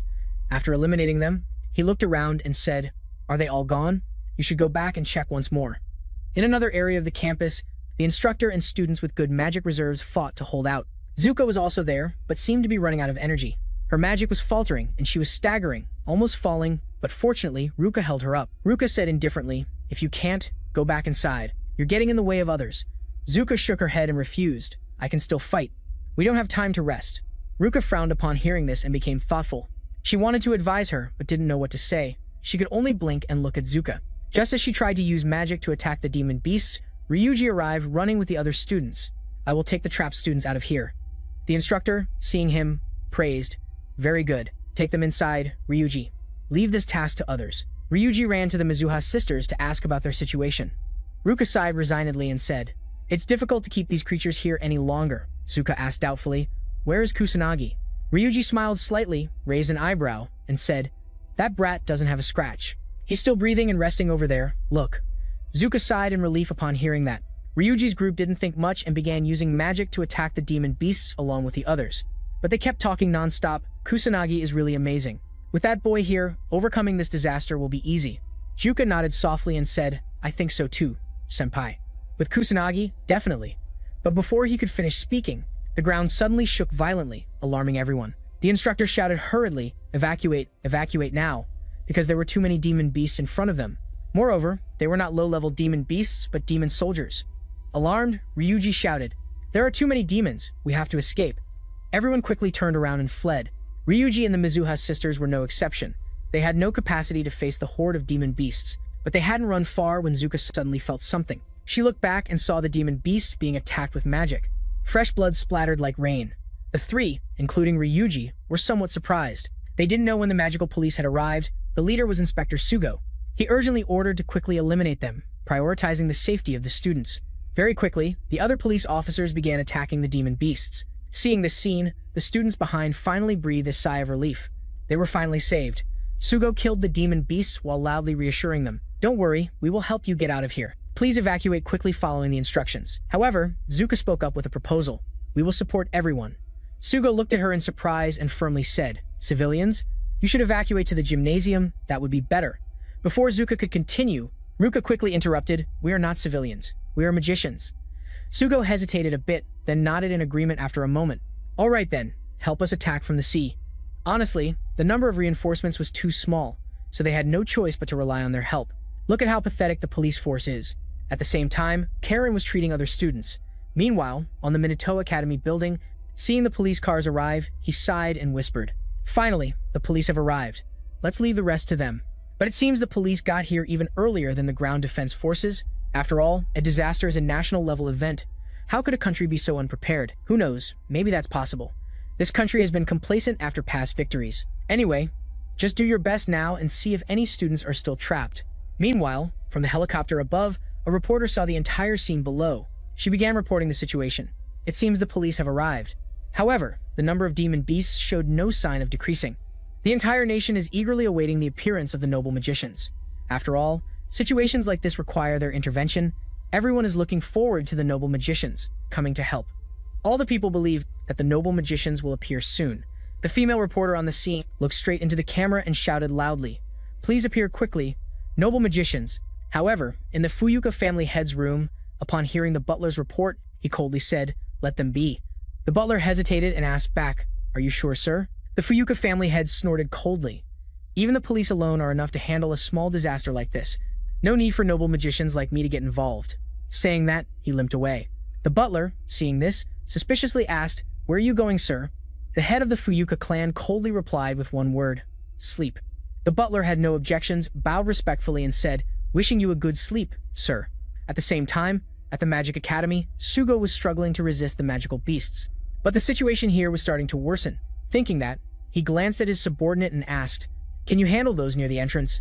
The other shook his head slightly and replied, "No, it's impossible. The number there was too many." Sugo's expression instantly turned serious. They appeared faster than he predicted, no time to evacuate. The people losing outer support was the most important matter. Yet no help had arrived. Now they could only rely on the noble mages. But even they couldn't be contacted. The more Sugo thought, the more frustrated he became, unable to hold back, and shouted loudly, "Damn it, where the hell are those slackers at times like this?" When needed, they couldn't be relied on, and they had to depend on the students. Still studying at the academy helping out, which shows how terrible Japan's military strength is at this time. Sugo frowned aggressively. He had read about this before. It is called a natural disaster for a reason. Did the Japanese people in the past also experience this? And if the boss appeared now, it would be the end. If you don't think about it, fine, but once you do, it comes. The ground shook once again, frightening everyone. Sugo bit his lip fiercely. "No way, is that demon general the boss?" Zuka's expression was also very serious. That monster rarely appears in this area, and only noble mages have the strength to defeat it. Zuka knew this well. At least a level 5 or higher magic is needed to defeat it, but there is no one here who can use magic at that level. While everyone is confused, a radiant flame attacks. Ruka does not hesitate and stands in front of Juka, falling before her. This fills her with deep worry. Her eyes reflect great anxiety. Ruka lies on the ground, her body trembling uncontrollably. She looks up and says, "Ruka, run." However, Ruka remains sitting there, unable to move her legs. While everyone flees in panic, Ruka tightly embraces Ruka. Her eyes are full of pleading and anguish. The magical police try to resist, but are no match for the demonic beast. Ryuji is also weakened and can no longer do anything. But in front of them, a figure emerges from the radiant flame. Seeing this, everyone's expression turns grim. They seem to have accepted their fate and that they will die there. Juka keeps holding Ruka and shouts desperately, "Kusanagi, please, save us." Kusanagi is engulfed in burning flames. He rushes straight toward where everyone is. Juka, even more desperate, shouts loudly, "Minato." The heat draws closer and closer, and the creature also advances slowly. But at that moment, the beast suddenly stops. It sees something blocking its path. A large amount of magical energy appears from the sky and attacks it. At the same time, a figure appears in front of Juka. It is Minato. He speaks seriously. "Sorry for being late, I kept you waiting." Saying him, Yuka immediately brightens up. But Ruka's condition is serious. Tears begin to fall non-stop. "Kusanagi." Minato approaches to check her and finally says, "It's nothing, she's just unconscious." Then he places his hand on her and begins to heal her. Juka remains silent, head down, waiting anxiously. Minato continues healing Ruka for a while, then grits his teeth and stands up. Seeing this, Juka is surprised and calls out. Minato glances at her and responds calmly, "I'll take care of this, boss." Juka is momentarily stunned but quickly nods. Immediately, the entire place is protected by a magical defensive spell. Juka is surprised and exclaims, "What is this?" Ruka's wounds are healing rapidly. Juka watches in amazement. The other students feel this magic for the first time and are deeply impressed. Karen comes out and, seeing the scene, opens her eyes wide in surprise. This is a BA-level sacred healing magic. Even I can't use it. Shortly after, she runs worriedly to Sugo and asks, "Senpai, are you okay?" Sugo shakes his head and replies, "I'm not okay. Just a little exhausted." Karen helps him up. Then she looks around and asks, "What's going on?" Sugo responds resignedly, "I'm not sure, but we have to protect the people." Karen is worried and hesitates before speaking with a trembling voice. "This is very dangerous. Senpai, you could die out there." She presses her lips tightly. Sugo replies firmly, "If we don't do something, all the civilians here will die." Karen understands the gravity of the situation, but remains worried. This already seems impossible. In the end, everyone will perish. Our strength is completely exhausted. The campus is engulfed in flames, and all the magical police have fallen. Sugo presses his lips in anger, his eyes full of fury. No reinforcements, no noble mages, nothing. No one is coming here, we can't do anything anymore. The magical police have lost the will to fight. and the battle against the beast worsens. The smoke and flames grow stronger. The reporters present are terrified. They can't believe it. The police? Is this the end for us? Say the spectators watching the live broadcast. Everyone is uneasy, but at the scene, Minato advances alone toward the beast. Seeing him, everyone. Karen immediately exclaimed in amazement that a student was walking straight toward that demon. Does he want to die? Sugo was equally surprised. He quickly shouted loudly, "Get away from there fast!" But unfortunately, Minato didn't hear. He quickly positioned himself in front of the monster.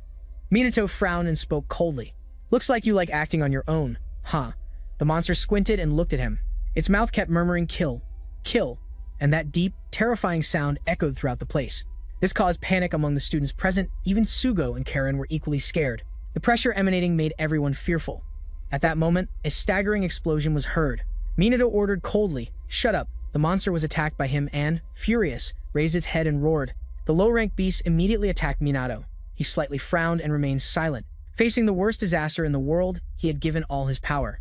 But this time he had to hold back a bit for the people around him. While Minato was thinking, an electric magical energy frenziedly lunged at him. In an instant, he was enveloped by an electric glow. Seeing this, Sugo was alarmed. Is he dead? Everyone around also anxiously waited to see if Minato was still alive. Amid the confusion, a magic caught everyone's attention.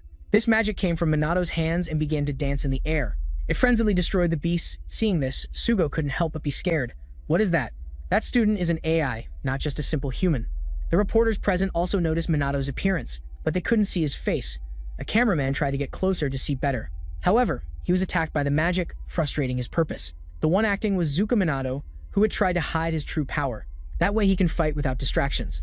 At the same time, amid the battle, dozens of magical lightning bolts shot from both of Minato's hands. They danced endlessly in the air, and wherever they passed, the beasts fell. This scene made the inexperienced students unable to believe it. It's incredible. Will he really save us? He can do it. But they had no time to be distracted. The low-ranked beasts were still present.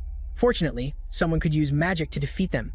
Sugo, while acting, shouted to remind, there must be something that can help support him. Minato, fighting the boss, smiled upon hearing this. The police of this era seemed quite useless, he thought, and waved his hand quickly. The magical rays exploded again. The chief was furious. He quickly summoned a spell. Seeing it, Sugo exclaimed alarmed. Level 6 magic, almost equivalent to that of noble mages. There's nothing we can do. The magic the chief deployed was level 6. A fire dragon roared, and the flames flared up again. The students present were terrified in an instant. The reporters at the scene were also desperate. Sugo watched helplessly as the flames advanced toward them. The fire was so intense it could devour everything in its path. It had a very terrifying blood color. The students were desperate. Even Karin could only pray that the gods would save them. Sugo thought that no matter how strong Minato was, he couldn't defeat that. There was no way to survive anymore. The only one who trusted Minato was Ruka. She firmly believed he could do it. If it's Minato, surely he can. Minato will survive and save everyone.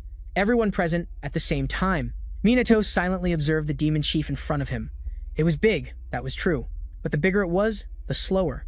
That demon general was trying to use level 6 magic at all costs. If he controlled his power, he wouldn't be able to do anything against him, right? He really didn't want to do this, but he had no choice, thinking about it. Minato immediately extended his hand to summon 2 types of magic at the same time. In an instant, he unleashed his own magical power. Juko watched amazed at the huge amount of magical power dancing before her. She was so surprised that she opened her eyes wide, but more than that, she felt joy. Under everyone's astonished gaze, a gigantic serpent made of water magic appeared.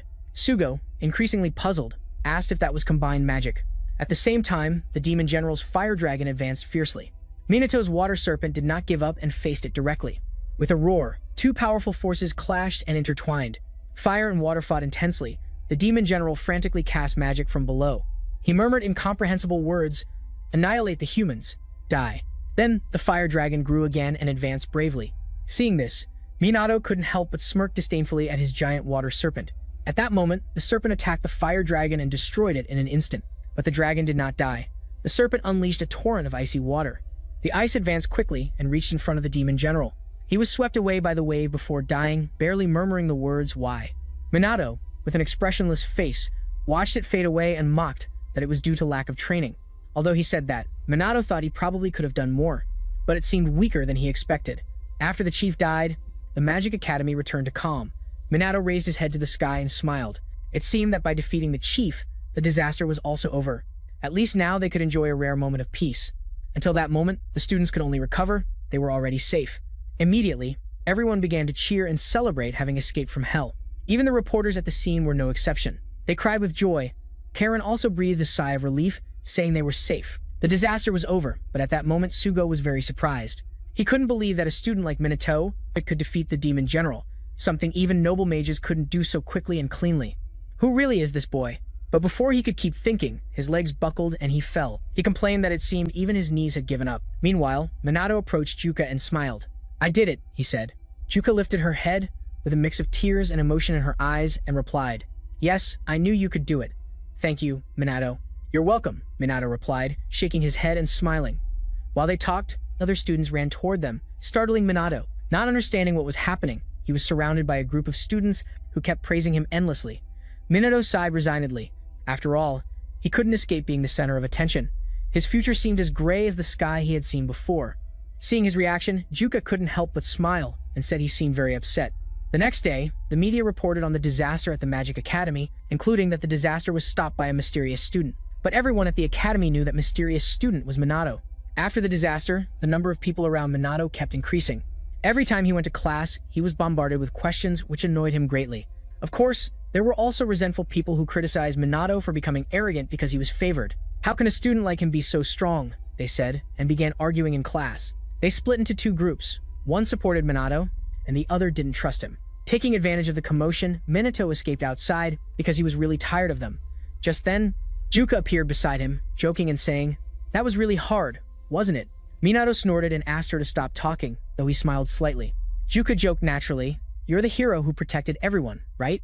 Juka joked naturally, saying, "You're the hero who protected everyone, so there's no other choice, right?"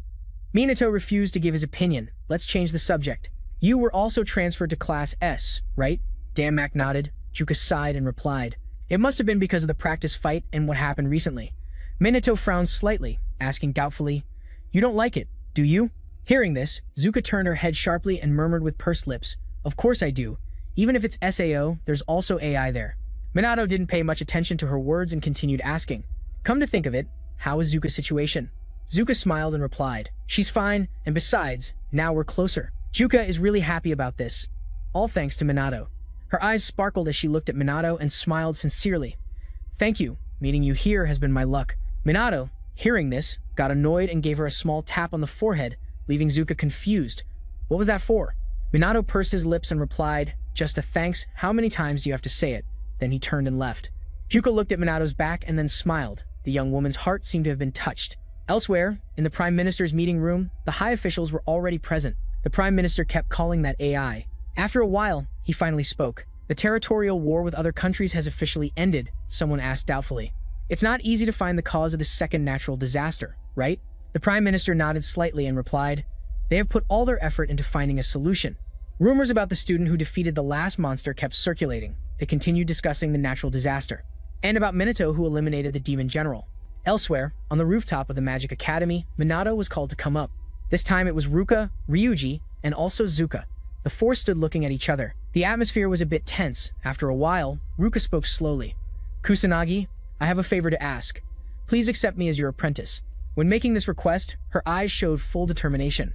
A few days earlier, at the Mizuha family mansion, the two Zuka sisters sat outside silently. Zuka slowly opened her mouth.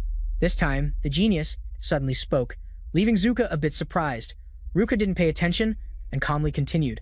"It seems Kusanagi managed to stop the natural disaster this time, right?" Hearing this, Zuka nodded and replied, "Yes, Kusanagi defeated the demon general with combined level 4 magic." Ruka couldn't believe it and asked doubtfully, "You say it's combined level 4 magic? Really? That kind of magic even high-level mages can't use. You know that?" "It's true." Juka nodded firmly, seeing Ruka's reaction. Ruka hesitated for a moment and said, "Then it must be true. What kind of genius would lie?" Juka was a bit surprised and asked, "Why do you trust that I'm not lying?" Ruka smiled slightly and answered naturally, "Since you were little, you've always obeyed, and I thought a child like that couldn't be a useless mage. But it seems I have underestimated you too much." Hearing this, Juka felt a bit sad. Immediately, she stood up firmly and declared, "I will definitely become stronger, so you don't have to worry about me, so please trust me." Juka was more determined than ever, and her reaction left Ruka a bit surprised. But Ruka quickly smiled and said, "You really have matured, Juka." Hearing this, a gleam of joy appeared in Zuka's eyes. Ruka remained silent, thinking of Minato. "His power is incredible. He has already surpassed a normal student. He might even be stronger than my father. Thinking this, Ruka raised her head and spoke to Juka. Help me with something, please. Returning to the present, Ruka was silent, waiting for Minato's answer. She knew if things continued like this, she could only become a high-level mage. To become stronger, she needed Minato's help. Taking a deep breath, Ruka spoke sincerely. I'm sorry for offending and underestimating you. I sincerely apologize. I know very well that this request from me is very selfish, but she accepted, setting aside her pride to ask Minato's opinion. Ruka's tone at that moment carried a bit of pleading. She lowered her head and in a low voice began to speak. Please, allow me. But had not yet finished speaking. Minato interrupted coldly. The sudden response left Ruka frozen, unable to react in time. Minato repeated once more. I said I would accept you as my disciple. Ruka was still a bit confused. She hesitated and asked, why now? Then it was Minato's turn. He confused asked, what's wrong? You were the one who wanted this, weren't you? Ruka quickly replied, yes, that's true, but I have done many bad things to you. Minato shrugged indifferently and said naturally, it doesn't matter, you've already apologized. So I forgive you, and I also hope you accept that apology. That was all. Ruka couldn't help but be perplexed. Such a casual answer? Just then, Ryuji hurriedly intervened. Then I want to do it too. Minato, don't oppose. Answer so we can proceed, he said, showing his opinion. You can teach 1 or 2 more people, seeing that Ruka was still confused. Ruka immediately explained, he's like that, Minato. Ruka narrowed her eyes and looked at Minato. In her heart she thought, he really is a strange boy. A while later, in the Magic Academy's meeting room, Minato and Ruka didn't know why they had been called there. In front of them were Inspector Sugo and Sergeant Karen. They bowed to Minato and spoke sincerely first. Please allow us to thank you. If it weren't for you, probably both ordinary citizens and us would have been exterminated. Minato, unable to help himself, replied, I have already been thanked from the interrogation until now. I think that's enough. Is there anything else? Sugo nodded slightly. The investigation into the natural disaster has ended, but there are some matters that worry us greatly. Minato, surprised, asked, what matters concern you? Sugo did not hide his intention and explained. Kusanagi, you awakened your mage abilities after being involved in a traffic accident, right? The people around you also declared it that way, so there's probably no mistake. But after investigating, I heard someone say that after the accident, you seemed like a completely new person. Minato, upon hearing this, became alert. His eyes showed caution, but Sugo didn't notice and continued talking. Your personality changed, and your power increased unusually, even enough to defeat a demon general. The more he spoke, the more confused those present became. Ruka couldn't contain her displeasure and questioned, wait a moment, what do you mean by that? Sugo seemed to realize he had made a mistake. If you think that way, I'll change the question. Do you know the Black Magician? Both Minato and Ruka were stunned. What did that have to do with the Black Magician? Sugo explained slowly. He is a magician who has eliminated all wandering magical beasts and helps citizens under the protection of the night. This video has circulated a lot on the internet, but you haven't seen it, right? Then he showed the video to the two, while Karen, who was beside them, seemed to understand something. Ruka, however, frowned and asked, what does this have to do with Kusanagi? Sugo calmly replied, because these two people have some similarities. In terms of height and age, the Black Magician is a fairly famous magician, but his magic doesn't match. Also, the period when he started acting coincides with the time Minato was discharged from the hospital. The teacher sitting next to them, upon hearing Sugo's words, turned pale and then white. He seemed very worried. Karen remained silent without saying a word. Meanwhile, Sugo kept talking non-stop about the illegal use of magic in the city, which is illegal without permission. This has attracted too much attention, so the police had to intervene. Ruka, hearing that they could be severely punished, glanced at Minato. Her face was full of concern. Sugo also stared at Minato and said coldly, if you admit everything, we promise to do our best to reduce your punishment. So be honest and answer. Are you the Black Magician? No, I'm not, Minato confidently denied. Hearing this, Sugo smiled. So be honest and answer. Are you the Black Magician? No, I'm not, Minato said confidently, shaking his head. Hearing this, Sugo smiled. He replied cheerfully, I understand. So you're not him, right? That's fine. Immediately after, Sugo and Karen stood up to say goodbye. Thank you all for your time. We're leaving now. The two quickly exited through the door. At this moment, Sugo recalled Minato's reaction. He didn't even show the slightest nervousness. If he really was the Black Magician, he must have a lot of guts. On the other hand, Karen seemed certain that Minato was that magician. The whole atmosphere around him and his voice were exactly the same. Could it be that his sneaky actions that night were simply to save the people? Why can't she tell Sugo Minato's true identity? Okay, although this might be considered a failure of a police officer, you are a good person who saved her. So the two police officers were simultaneously in two opposite states. Sugo wanted to dig out the hidden identity behind Minato at all costs. Meanwhile, Karen wanted to conceal Minato's identity from another perspective. After the conversation in the meeting room, Minato and Zuko went to the attendance class. The teacher standing on the podium declared loudly, "These are Kusanagi and Mizuha. They will become members of our class from today. Please help them out." Because of defeating the demon general, Minato was warmly welcomed by everyone. As soon as he sat down, a crowd surrounded him, continuously asking questions.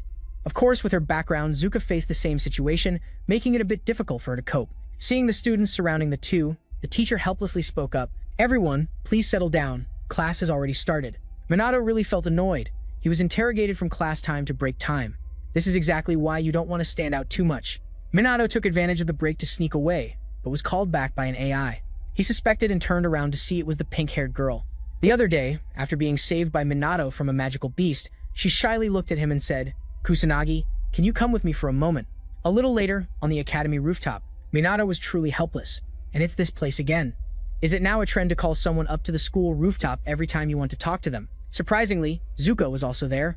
She just wanted to find a place where she could practice on her own without being detected by the AI. Well, she didn't expect Minato to be here, and he was even with some strange girl. What are they doing here? The pink-haired girl hesitated and asked in front of Minato, "I wonder if you remember me?" Minato felt a bit awkward and shook his head. "Sorry, I don't know."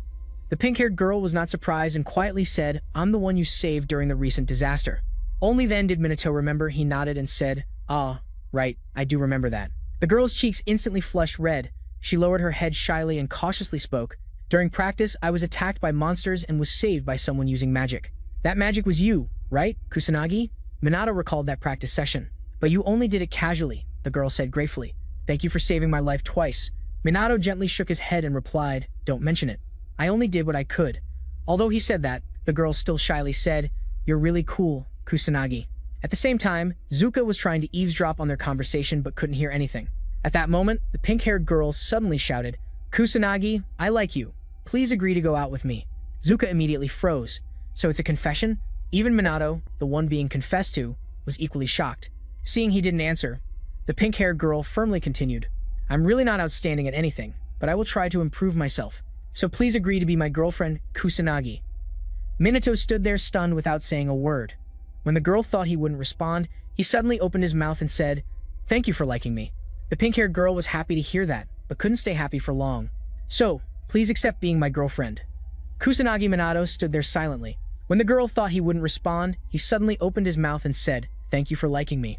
The pink-haired girl was happy to hear that, but couldn't stay happy for long. Minato hesitated, but then said again, "Sorry, I really don't have time to think about dating."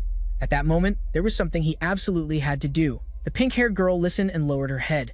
She murmured softly, "I understand." But she quickly raised her head and regained her radiant expression from before. "Thank you for being honest with me. I think now I can let go of this feeling," she said. Then, she turned and walked away from the rooftop. Zuka tried to hide behind the wall. However, Minato spotted her and said coldly, "How long do you plan to hide there, Zuka?" Zuka was slightly startled, took a deep breath, and timidly peeked out to respond. "I thought I had good control over my mana," she said. Minato replied, "Your control is really bad. Mana is leaking everywhere. Look, this is the second time. Do you like spying on others, Zuka?" Hearing this, Zuka protested. "I just overheard it by accident. It wasn't on purpose," she said. "Why did you reject that person? He's pretty adorable, don't you think, Minato?" Minato answered, "I'm not thinking about that right now," and turned to leave. This left Zuka confused. Minato was referring to the big age difference between them. Although physically they are in the same school year, Zuka looked at Minato's back and murmured doubtfully, "I understand, so you won't date anyone, right?" But she suddenly realized something. "Why do I feel calm hearing that, Minato?" she thought as she followed Minato downstairs. He won't date anyone, that was clear. While thinking this, Minato suddenly turned around and looked back, which left Zuka frozen. Minato said indifferently, "Train more to control your mana." "You're still very distracted," he added. Zuka just reacted, I know. I'll train hard to get stronger until you recognize me, Minato." Later that night, as usual, Minato went out to patrol. The number of monsters did not decrease, even though the natural disaster had passed. Could this be a sign that a new wave of disasters is coming? Suddenly, a loud scream echoed in the darkness. "Help!" shouted a girl, chased by a sorcerer. He growled disdainfully, "There are no demons lurking here at this hour, so why save you?" But there really was someone. Minato stepped between the girl and the sorcerer, which surprised him greatly. Before the sorcerer could react, Minato punched him in the abdomen. He flew back while Minato narrowed his eyes to look at him. In his mind, he thought contemptuously, "A rookie sorcerer who enjoys doing bad things. His melee skills are terrible. He probably has never faced another sorcerer before." The rescued girl looked at Minato with gratitude. but she soon recognized the person in front of her and exclaimed in surprise, "Aren't you a dark sorcerer?" But before she finished speaking, Minato disappeared, ignoring the girl's protests. He used magic to go elsewhere. A dark sorcerer, a student of the school, and also someone named Sugo mentioned him. It seems they were talking about him. Why did he suddenly become famous? The next morning, on the rooftop of the academy building, Minato and 3 people, including Zuka, gathered. Minato frowned and asked about that Sugo they mentioned earlier, a rookie sorcerer who likes to act mysterious. "People talked a lot about him last night," said Ryuji while eating.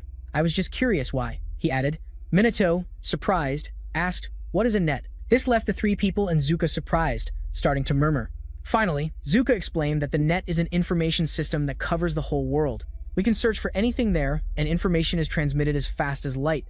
After the explanation, Minato finally understood, took out his phone, and started exploring. You can also access it from your phone, right? You must have one, right? Try opening Google or something. Minato tried to navigate. Finally, "You did it," he shouted excitedly. "I did it." Zuka, along with Ryoji, clapped and cheered. "You said you would do it." Minato smiled and said, "This is nothing." Ruka, seeing them act like immature kids, couldn't help but sigh helplessly. She cut in with a serious tone and added, "By the way, do you promise to help these guys train?" "When do we start?" Minato replied cheerfully. "We can start right after classes today. Because everyone has taught me how to use the smartphone and that so-called internet, so I'll try to help them as best as I can," said Minato. Hearing this, Zuka suddenly felt a little relieved. Minimal relief, maximum problems, just as she thought. In the afternoon, after classes, the 4 went to Zuka's mansion to train. It didn't take long before the 3 fell exhausted. Minato shook his head resignedly and said, "Come on, we haven't even warmed up. You can't put all your effort in as if your life depended on it." Those words seemed to hit a sensitive spot in the 3. The 3 immediately got up, each with determination, saying, "I can still hold on, don't underestimate us." Minato nodded, satisfied, and said, "That's better. Now, attack me." Zuka's 3 immediately launched an attack on Minato. Elsewhere, near Tokyo Tower, an anomaly occurred and a nearby observer shouted alarmed. "I can't believe it. Just a moment ago, everything was normal. What's happening?"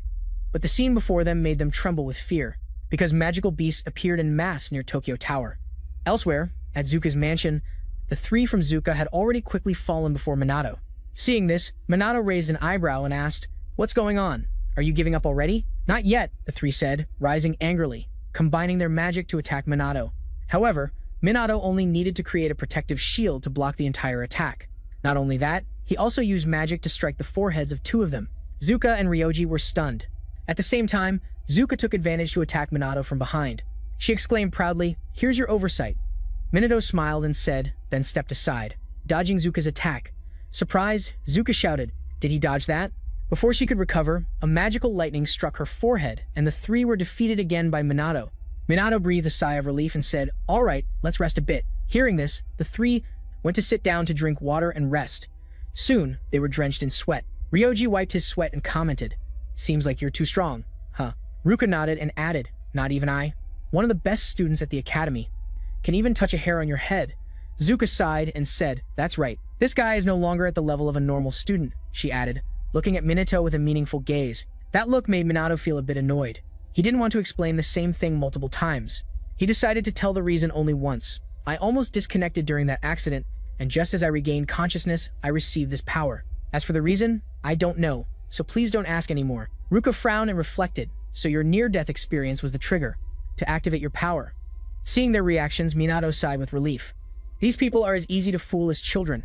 Just by looking at them, you can tell you've got them in your pocket," he thought. But Minato didn't know that Zuka didn't believe him. She thought maybe he had a reason to hide the truth. And since he worked so hard to keep it a secret, it was better not to dig deeper into the matter. Minato squinted, watching the 3 sitting silently, truly believing that everyone was too easy to fool. After a while, they finally finished training and each went home. Ryoji commented while walking, "The training was amazing." Minato, beside him, couldn't help but say, "You're really strong, huh?" Ryoji smiled and said, "That's because I always strive to improve, but now I'm very hungry. I have to go home early to cook for the kids." Hearing this, Minato asked doubtfully, "You cook?" Although he seems imposing, what's wrong with Ryuji? He looks at him with displeasure and says, "What's up with you, kid?" The 2 walk while talking. Ryuji suspiciously asks, "Do you always eat out?" Minato slightly shakes his head and replies, "No, most of the time I eat instant noodles." Ryuji can't help but be surprised and exclaims, "Instant noodles? Only that?" Minato replies indifferently, shrugging his shoulders. Minato smiles and says, "The world really has become very convenient." Ryuji looks at him angrily and with a somewhat annoyed tone says, "How can your body endure if you're eating all that food with no nutrients?" Seeing his strong reaction, Minato feels annoyed and replies, "You're just like my father." However, Ryuji pays no attention, hugs Minato, and pulls him to leave. "Let's go to my house. I'll treat you to a meal." Minato really wants to refuse, but this person is too stubborn. So in the end, the two arrived at Ryuji's house.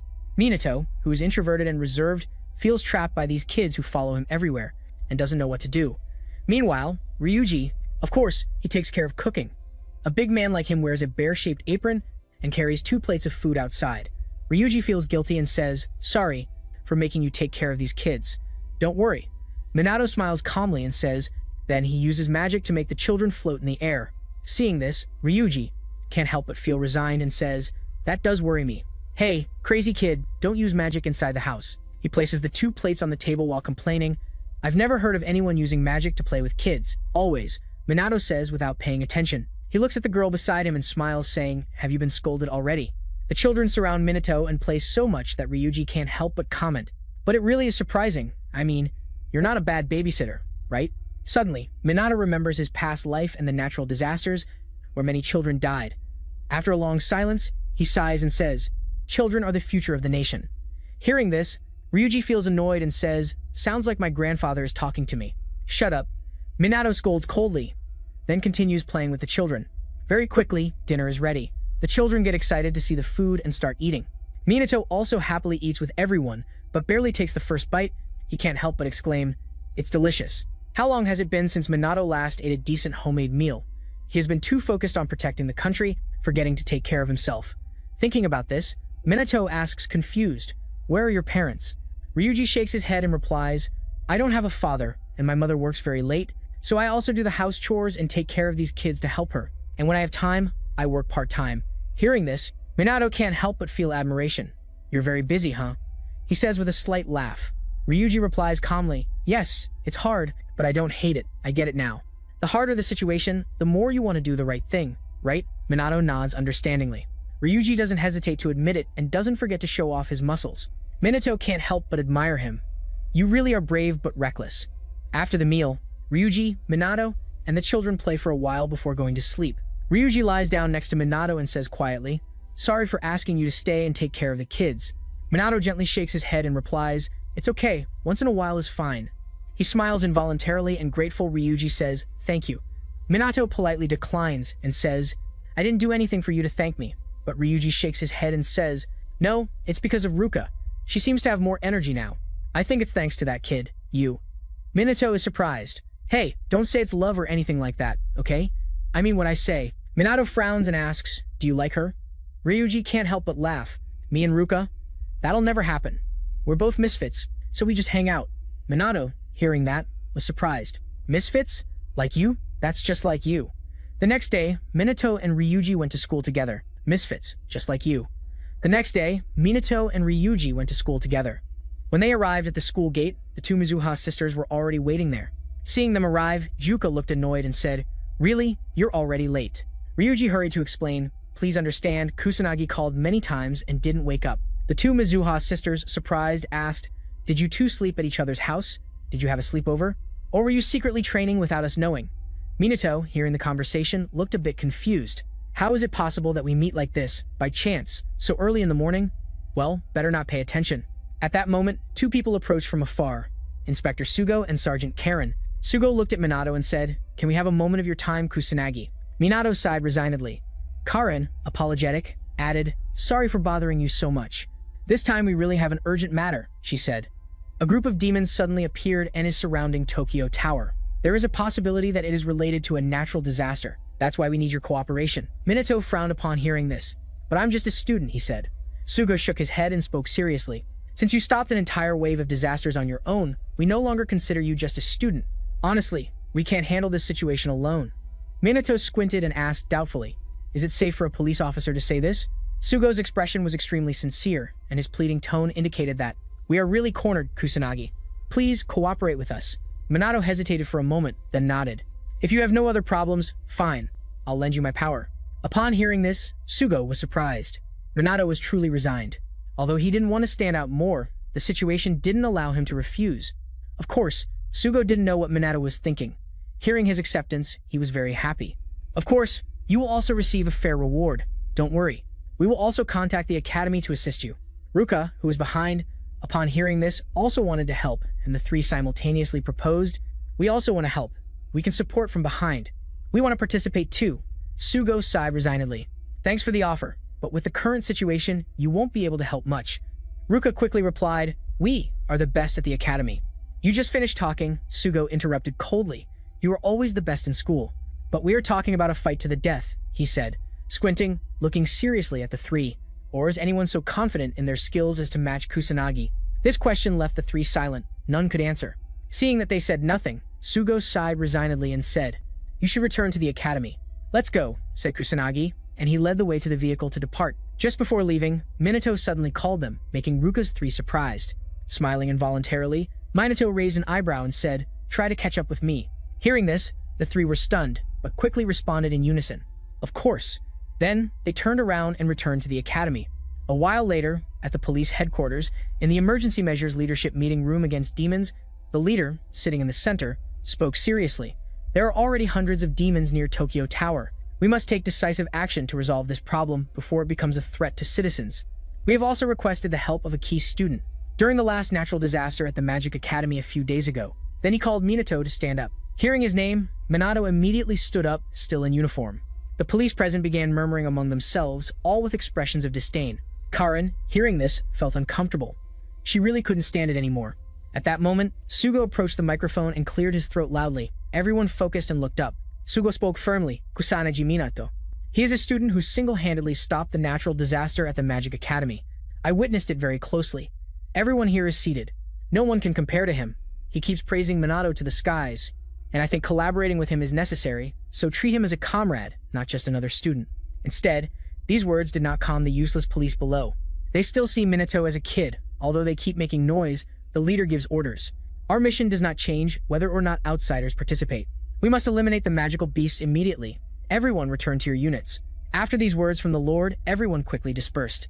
Some continued pointing and humiliating Minato as they left. Sugo waited until everyone left, then approached Minato and apologized for what happened. Kusanagi Minato shook his head and said it was nothing. Probably having to collaborate with a student made them uncomfortable. Seeing Minato's calm reaction, Sugo couldn't help but feel moved and said he had truly matured.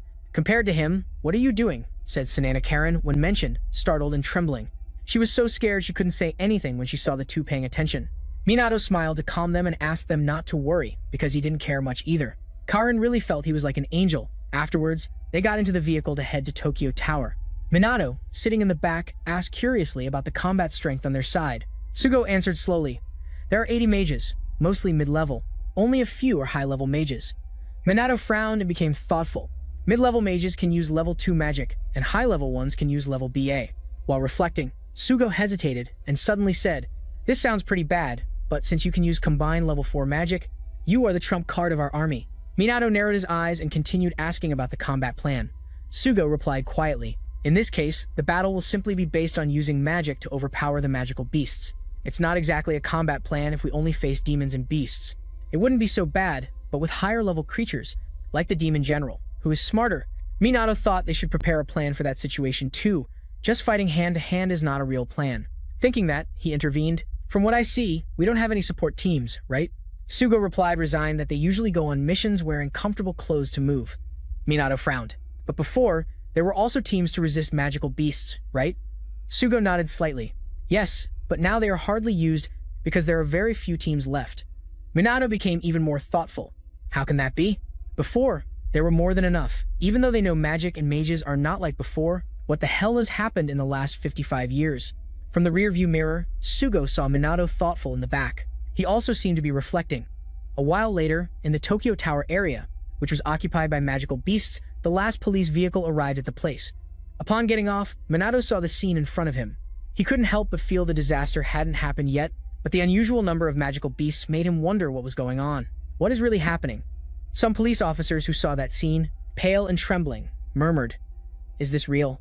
There are even more than in the report, and what surprised them most was that the demon general was also present. How could they win? "We must ask for help from private organizations or noble mages." Sugo sighed helplessly and said they had already requested reinforcements, but they couldn't arrive immediately, because recently, many magical beasts and illegal mages have appeared. Sugo sighed helplessly and said they had already requested reinforcements, but they couldn't arrive immediately, because recently many magical beasts and illegal mages have appeared, so they don't have time to worry about us. Hearing this, the police were alarmed and immediately worried. Is there no other way than to finish all those demons ourselves? Isn't that the same as seeking death? Sugo glanced at Minato and asked, Kusanagi, can you do it? Yes I can. Minato nodded without hesitation. However, the police were dissatisfied and shouted at him. Stop being arrogant, brat. Don't try to be a lone straw hero here. The boy from the My House doesn't stand a chance against them. Minato, without paying much attention, asked indifferently. But there is something strange. These words alarmed Cho and the others without understanding anything. At that moment, the demons suddenly appeared with strange movements. The sky, which was previously blue, suddenly turned a blood-red color that appeared out of nowhere. The red color covered the blue. Karen saw it and screamed in alarm. The sky was turning into a natural disaster. Emergency alerts were immediately issued. A large-scale natural disaster, never seen before, was covering the entire country. People all over Japan were extremely terrified. Minato squinted to observe the monsters below. In contrast to Minato's calm, Sugo's group was extremely nervous. The police, seeing this scene for the first time, couldn't help but scream in terror. Another natural disaster? How could something so absurd happen? Minato was lost in thought. Natural disasters usually occur naturally, but it seemed that the previous demons were the cause of this disaster. In just 55 minutes, they had already found a way to provoke this disaster. Seeing the situation, someone suggested, we can't handle this place without reinforcements. First, we must reorganize. While Sugo didn't know what to do, Minato suddenly spoke. They are moving. Just as he said, the demons advanced toward the city. The police present became even more frightened. They began looking for solutions amid the panic. Some wanted to fight, others preferred to retreat. Seeing this, Minato snorted disdainfully at the police. How cowardly you are, he said, provoking the indignation of a policeman. What did you say, brat? How could you face a demon fortress like that? Minato smiled confidently and responded without hesitation, then jumped down. His target was the group of demons below. He quickly fell into the middle of them. Minato, alone, seemed to be dancing among the pack of demons and demon soldiers. Seeing him, the demons became furious. From above, the police watched the scene and screamed in terror. The boy is going to die. Quick, get out of there. But just as they spoke, a dwarf demon suddenly appeared with powerful magic and attacked fiercely. This power surprised the police and also Sugo, who was more joyful than surprised. With a single-hand movement, Minato eliminated all the low-level demons around. The demon soldiers, seeing this, became enraged and without hesitation, cast their magic to attack Minato. In an instant, a large number of spells were directed at him, but they collided with an invisible barrier that stopped all attacks outside. Probably, just a magical shield was enough. Even if it was SAO, there were more people watching Minato, and he simply created a barrier to reassure them. Then, he used magic to eliminate the demon soldiers in front of him. Sugo watched more and more amazed. What kind of demonic power is that? Can Minato use so many types of magic? As I thought, only he can have those magical attributes. Realizing this, Sugo shouted to call Karen. Follow him quickly. Karen ran after him. She would also support Minato. The other police were still trembling, hesitant to advance, but soon regained their spirits. They hurried to follow the two. Although their magic was not as strong as Minato's, they had no problem dealing with the low-level demons. Minato, seeing them start to fight, smiled satisfactorily. I didn't expect them to be so good. However, soon a demon general appeared in front of them. His enormous body terrified the police. To them, they were like insects before him. Only a legendary mage can defeat him, but at that moment, a water serpent suddenly appeared. It opened its mouth to swallow the demon general. Minato spoke coldly. I'll take care of this creature, you handle the rest. When the waves dissipated, a large crack appeared on the ground. This terrified the police present. The boy had just defeated it. How could he have such enormous power? Sugo urged everyone to continue eliminating the demon beasts. And when the boss appears, trust the demon general. Minato and any creature stronger than him, leave them to Kusanagi. Minato, at the front, while eliminating several demon generals, recalled that 65 years ago, a worldwide natural disaster occurred. The first great catastrophe. After that, smaller-scale disasters began to emerge, with the goal of destroying the world. If the past from 65 years ago really repeats, this time the disaster will spread worldwide. But this time, Minato is here too. He will not let humanity be erased. Meanwhile, where Karen was attending to the wounded, a demon soldier appeared beside her, causing panic. He raised his hand to strangle Karen on the spot. In a critical situation, Minato appeared just in time and killed the demon soldier. Behind Karen, she saw Minato's firm silhouette, just like that time when the dark mage saved her. After eliminating the demon soldier, Minato turned and asked her worriedly, "Are you okay, Karen?" She had just regained composure and replied, "Yes, thank you, Kusanagi." Minato squinted at her, thinking to himself, The situation was identical to before. Did she notice? As he suspected, Karen really noticed. She was thinking about why Minato chose to become a dark mage and how he could be so powerfully irrational. But Karen thought that Minato would hate her if she asked such things. Remembering this, she felt she was acting wrongly, since he was just a student. He shouldn't have inappropriate thoughts like that. While she was confused, a demon beast attacked. Luckily, Minato pushed her aside and then attacked the beast with magic. Karen, embarrassed, said to him, "Sorry, please stay close to me." Minato, not paying much attention, warned her quietly. Apparently, she couldn't use any offensive magic. Karen was surprised, but quickly nodded and answered yes, although she had a thought. Is Minato really a student? He even seems more mature than her. At that moment, a scene occurred that horrified everyone. The police present instantly paled and murmured in terror. "What is that? I can't stop trembling." The demon general was enveloped in a huge amount of magic. Seeing it, Sugo couldn't help but scream horrified. The mutant demon general. Why? Why is such a powerful creature like a high-ranking demon general here? The police trembled so much they sat on the ground, desperate, murmuring. "I don't know if a noble mage can defeat this." The only one not afraid was Minato, who advanced with determination. Seeing this, two police officers shouted to stop him. "Idiot, stop. No matter how strong you are, you don't stand a chance against that monster." But Minato smiled confidently and told them, "I can do it." These words left the police speechless, but soon the trembling in their bodies ceased. Karen, at that moment, silently prayed that Minato could defeat the mutant demon general. Sugo, hopeful, looked at Minato and thought maybe he was already as strong as a noble mage. Therefore, Minato defeating the mutant demon general was not beyond his reach. Thinking this, Sugo smiled excitedly. "Now, let me show you Minato's true power so he can focus on defeating the mutant demon general." Sugo gave the order to everyone. Concentrate all power to eliminate the demon soldiers at the same time. Minato squinted, looking at the mutant demon general. He remained silent and thoughtful. Until that moment, he stood in front of him while Minato meditated. The mutant demon general began to attack. A bright flame quickly flew toward Minato. However, it only brushed past his body and then exploded behind him. Smoke and fire filled the sky. Seeing this, the police behind couldn't help but feel impressed. Barely at the first level, what kind of irrational power is this? These monsters are ruthless. Meanwhile, Minato remained calm there, brushing dust off his shoulder. The mutant demon general stared at him and asked in a deep, slow voice, "What are you?" Indifferently shrugging, Minato replied, "I'm just a normal student." At least, that was true for now. These words confused the demon general. While he was puzzled, the magical energy inside Minato violently erupted. Seeing such strong power, the demon general immediately felt imminent danger. He murmured, "Killing such a strong human." Then, a great flame appeared in front of Minato. From afar, the police saw this and were frightened. A level 6 star cannot be possible. But Minato remained calm, thinking about what to do. Whether he avoided this attack or used direct offensive magic, those behind would inevitably be consumed by the sea of flames. Meanwhile, the demon beasts attacked the police behind. Suddenly, they turned and directed magic at Minato in an instant. A series of magics attacked together, creating a terrifying scene. Sugo's face turned unpleasant in an instant. Are they combining? It was absurd, and Karen was equally scared. She hurriedly shouted, "Kusanagi, run!" But Minato stayed calm, facing them alone, resisting the avalanche of magics heading toward him. At the same time, the bright flame advanced frantically toward him. But before it touched him, a great wave appeared. The flame was extinguished upon meeting the water, and not only that, the magics of other demon beasts were also blocked by Minato because before touching them, they collided with an invisible barrier. This scene surprised the mutant demon general. Minato raised an eyebrow and looked at him coldly, asking, "Are you done yet?" Even Sugo beside him opened his eyes in confusion. "What the hell is this kid?" Karen couldn't help but exclaim in surprise. "What just happened?" Sugo really felt this surpass all his imagination. He couldn't even believe it by watching. Such an irrational event was happening right before their eyes. Karen couldn't help but admire him. Only noble mages can use level 6 magic. It's a special technique, comparable to remote control, Kusanagi, and he can do it. Sugo pressed his lips, murmuring that the most surprising thing was that he could simultaneously use a second type of magic. Normally only one type of magic can be used, and between uses, you have to wait a while. But Minato used two different magics almost at the same time. This really surprised Sugo. Just one magic was already powerful, and using more than one at the same time, he felt that Minato could surpass even a noble mage. Sugo felt increasingly excited. His intuition did not fail. Minato was really who he was looking for, a second Ichikami Minato.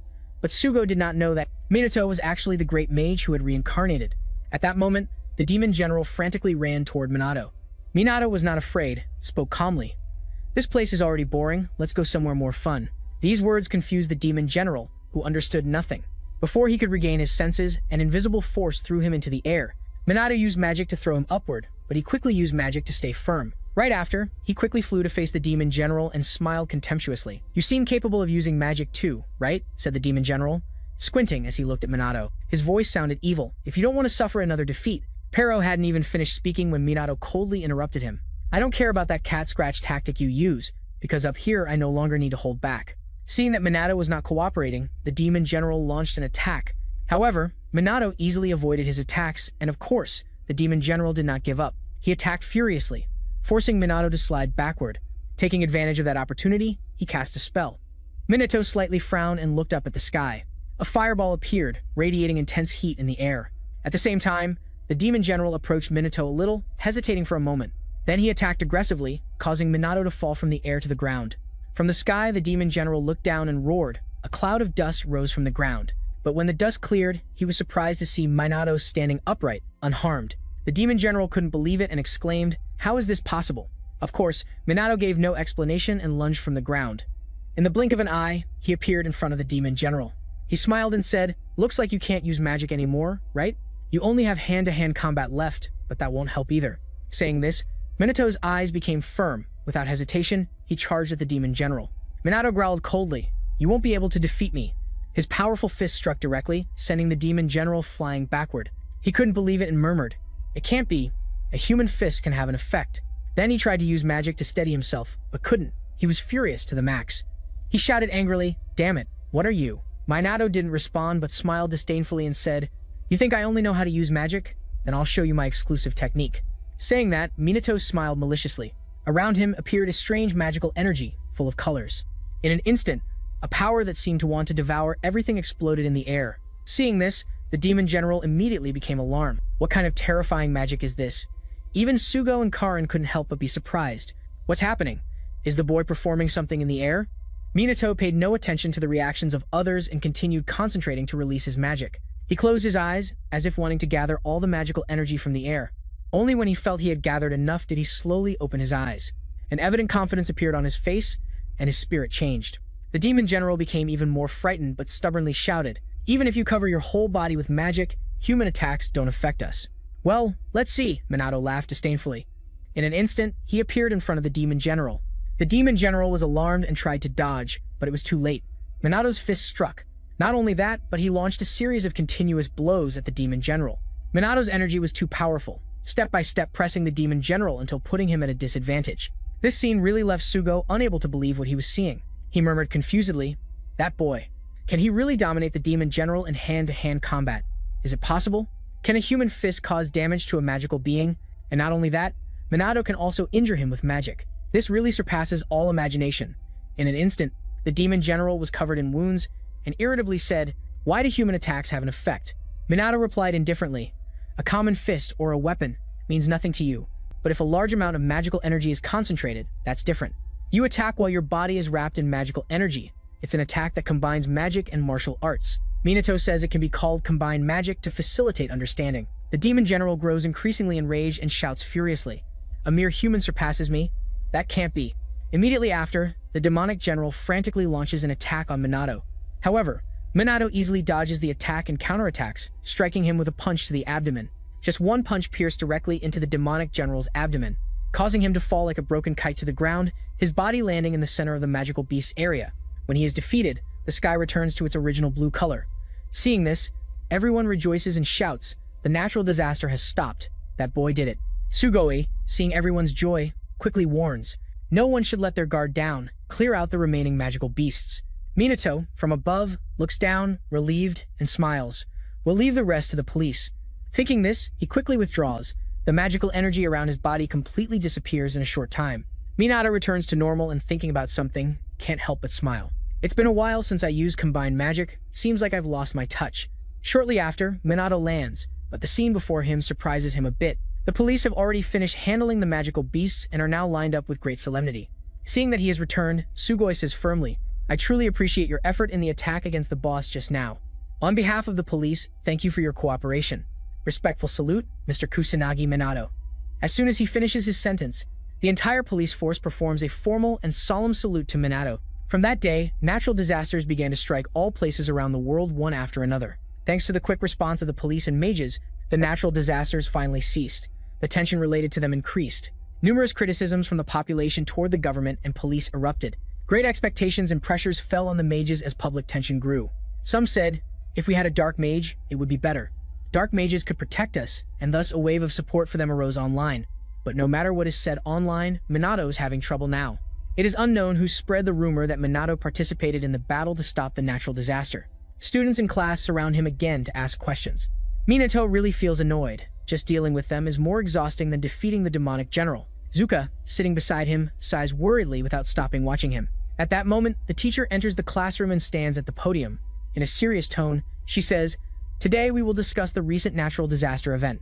The students listen attentively as the teacher talks about the need to protect the country in the future, and everyone's expression becomes serious.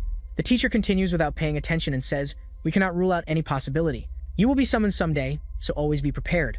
Although there is already one experience in the class, she says, and looks at Minato sitting below. Just then, Karen suddenly bursts in. The teacher, puzzled, runs toward them and asks, "Wait a moment, what are you doing here?" Karen responds hurriedly, "We are police officers. We have received orders from police headquarters, Kusanagi. We regret to say that. We hope you can lend us your strength once more." Minato, hearing this, feels helpless. "I really don't care about maintaining the police image. Where is the police honor?" But the looks around him are of admiration and respect, almost like demonic worship. He doesn't like those looks, but he has no choice and must accept. He stands up, walks toward Karen, and says, "Please explain the situation quickly." Karen nods gently and replies, "Besides the natural disaster, also, monsters have also begun to appear in large numbers worldwide. Illegal mages and underground organizations are also more active than ever. Currently, we are extremely short-staffed, and that is why they are bothering Minato again." Saying this, she sighed with guilt and sincerity. "Sorry for bothering you again and again, but there really is no one more reliable than you." Kusanagi, Minato refused to give his opinion, took out his phone, and spoke. "So, next time, contact me first." Karen, who had just recovered.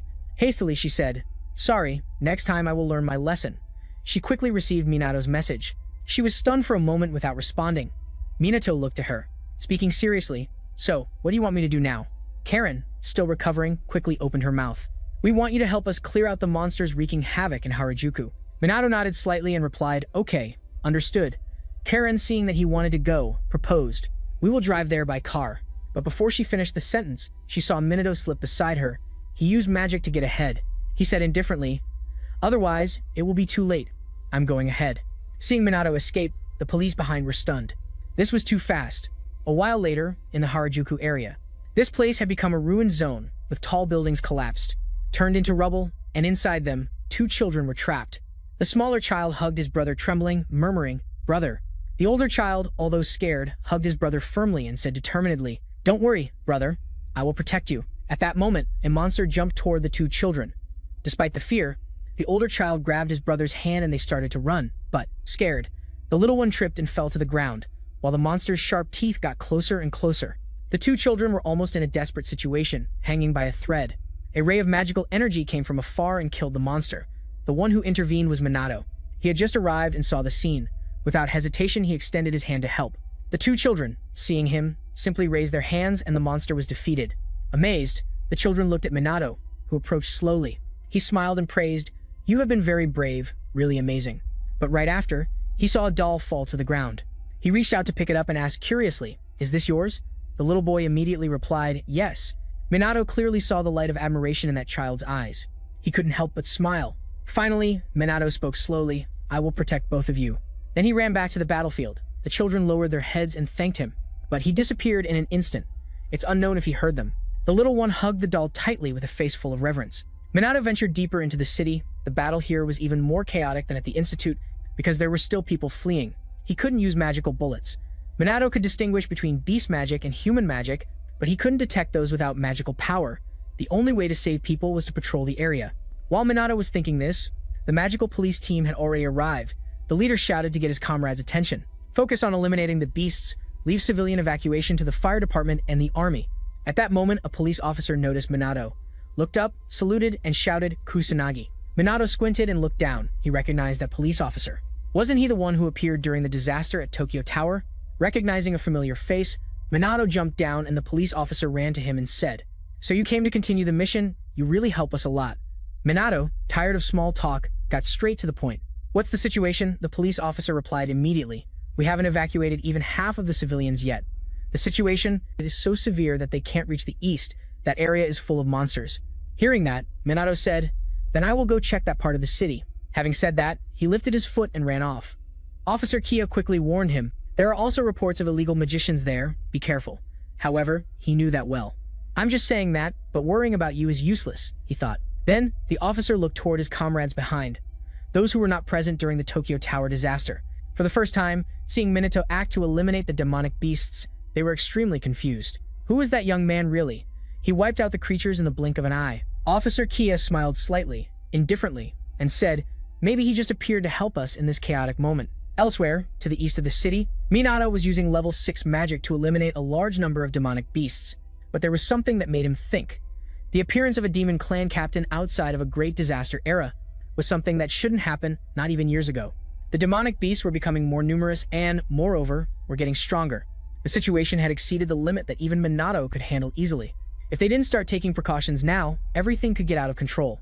He thought that, but saving people was still the most important thing. Minato extended his hands in front of him and pulled out 2 people trapped under the rubble.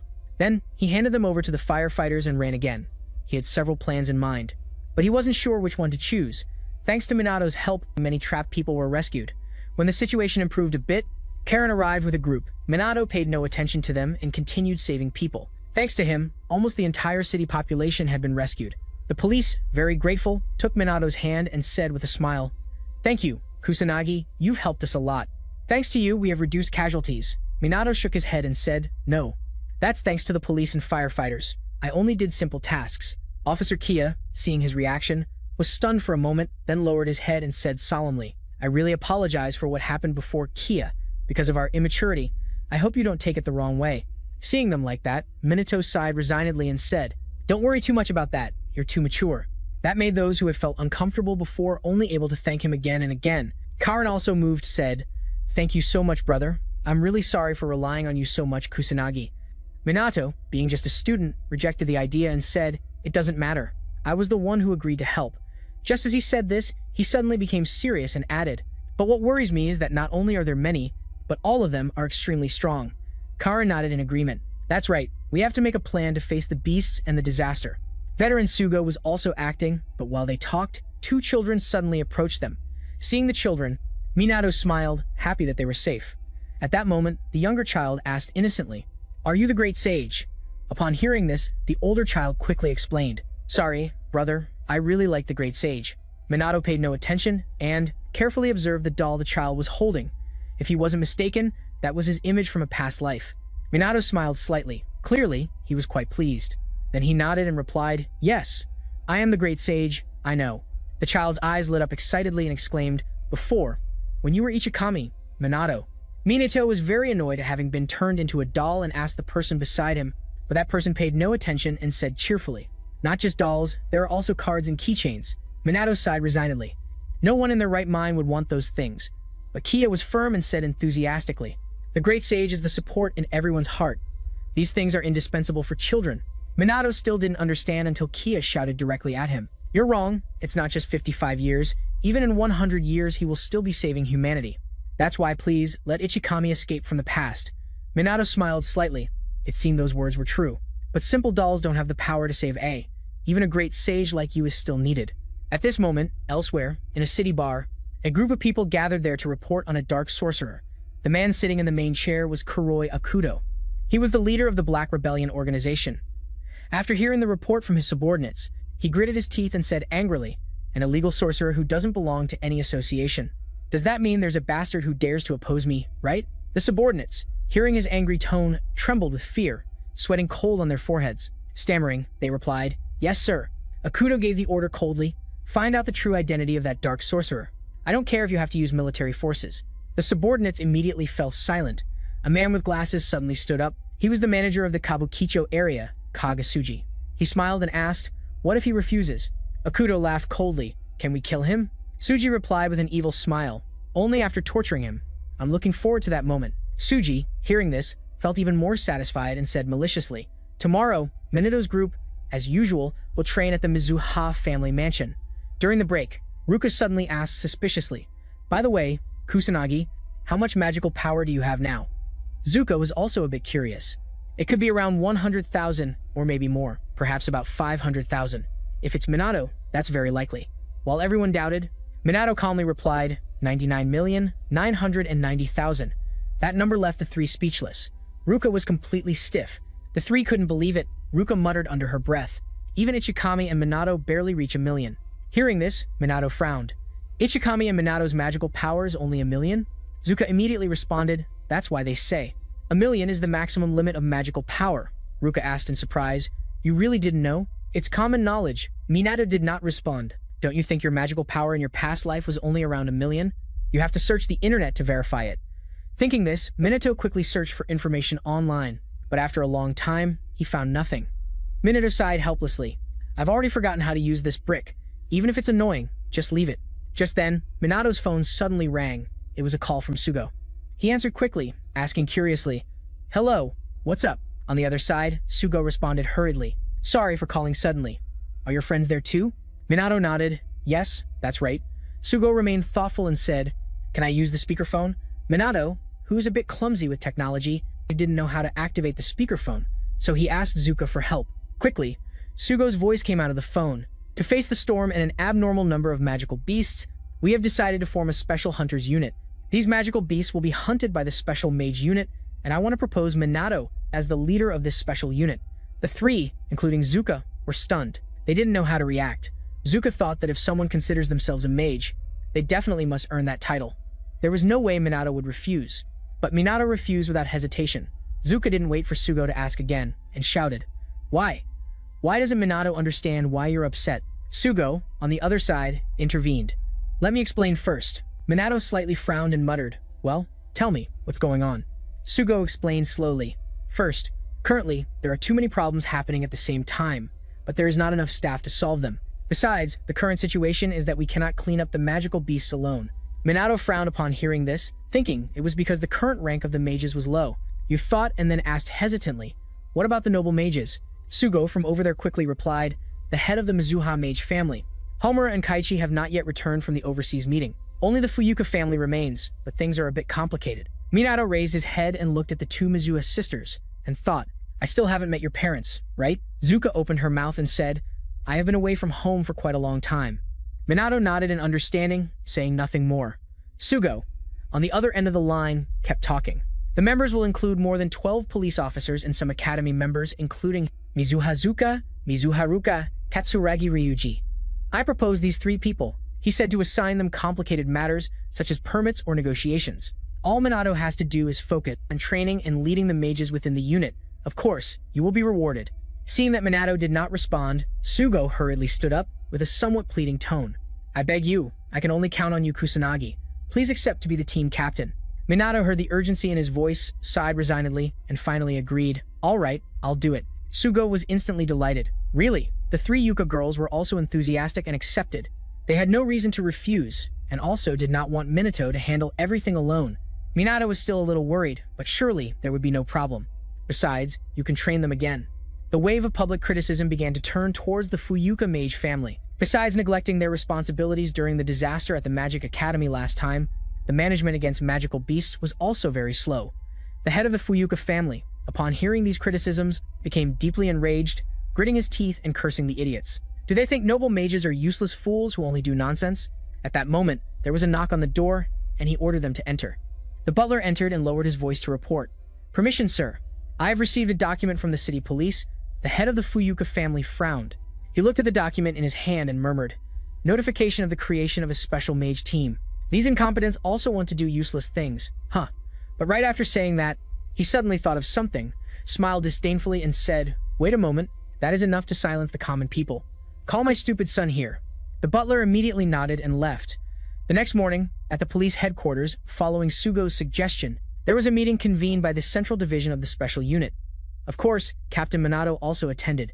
The three Zuka girls were also present. They had accepted and could not be absent. Besides them, there were only Sugo and three other police officers, fewer than expected. Minato squinted and looked at Sugo with dissatisfaction and asked, only 12 people in total? Sugo apologized embarrassedly and explained, sorry, at first there were more interested, but in the end no one submitted an application. Minato sighed resignedly. You can already imagine the situation a bit. Entrusting this to a rookie, who hasn't even graduated as captain, who could bear that discomfort. While Minato was thinking, Sugo put something in his hand and said, "Also, this is for you. It is a temporary mage badge." Sugo explained slowly, "This is a support operation, but even though they are students, when necessary, show this. It is called temporary because they are not yet considered official mages." Then he handed the badges to the 3 Ruka girls. Afterwards, he patted Minato's shoulder and said with a smile, "Your mission ends here. The stage is set for the young Captain Kusanagi." Minato couldn't help but smile. It had been a long time since he spoke in front of others like this, but he was not intimidated and took a few steps forward. Minato spoke firmly, "I am Kusanagi Minato, and this time I will assume the role of captain of the Special Combat Unit. First of all, I promise to make you, the heads of the wizard families, stronger." He said this and smiled confidently, but his words left the 3 girls, Ruka, speechless. Even the police present were completely bewildered by their reaction. Minato was not very surprised either. He spoke calmly. "It seems no one believes me, right? Then, let's prove it. Shidu, is there a device to measure magical energy here?" Sugo, still confused, stammered, "Of course there is, but..." However, immediately after, they took out the magical energy measuring device. Minato glanced sideways at the group behind. Calmly, he suggested, "First, let Ruka and Ryuji measure their magical energy." The 2 did not hesitate and responded immediately. Ruka stepped forward, placed her hand on the device, and released her magical energy. Ryuji did the same. Minato, beside them, began to explain slowly. Before, Ruka's magical energy was 10,000 and Ryuji's was 8,000, but now Ruka's is 30,000. This caused great confusion in Cho, and Ryuji also increased to 28,000. Seeing those numbers was hard to believe. Sugo's group, upon hearing Minato's words, was stunned and exclaimed, "It can't be. Wasn't that the amount of magical energy of the most powerful high-level wizards in SAO?" Seeing their reaction, Minato just smiled and said, "You're already so shaken without even starting? Zuka, now it's your turn." Upon hearing her name, Zuka froze. She took a few steps forward but couldn't bring herself to place her hand on the device. She hesitated, thinking, what if the distance between her and Ruka can't be shortened? Ruka already tried very hard. The problem was that she was not a genius like Ruka, so she was very worried. What if the result isn't good? She took a deep breath. Zuka forced herself to calm down and decided not to run away anymore. Then she quickly placed her hand on the device and released her magical energy. Even if the result was bad, she wouldn't deceive herself or others. But the result also surprised Cho, Sugo, and Karen. Zuka didn't dare to look at the number on the screen, but it exceeded expectations, reaching 26,000. Sugo went from one surprise to another, murmuring confusedly. According to previous records, if this girl's magical energy should be around 2,000, it can't be. Minato interrupted him. "You're wrong. We can improve our magical energy by ourselves. All we need is innate talent, total effort, and not giving up."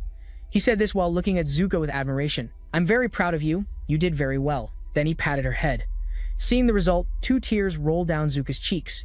Her effort was justly rewarded. Ruka looked at her sister with pride. She covered her emotions with her hand and kept a cold expression. At that moment, Minato approached and praised the 2 for their excellent performance. Ryuji smiled, satisfied, and said, "No need to say it, Minato."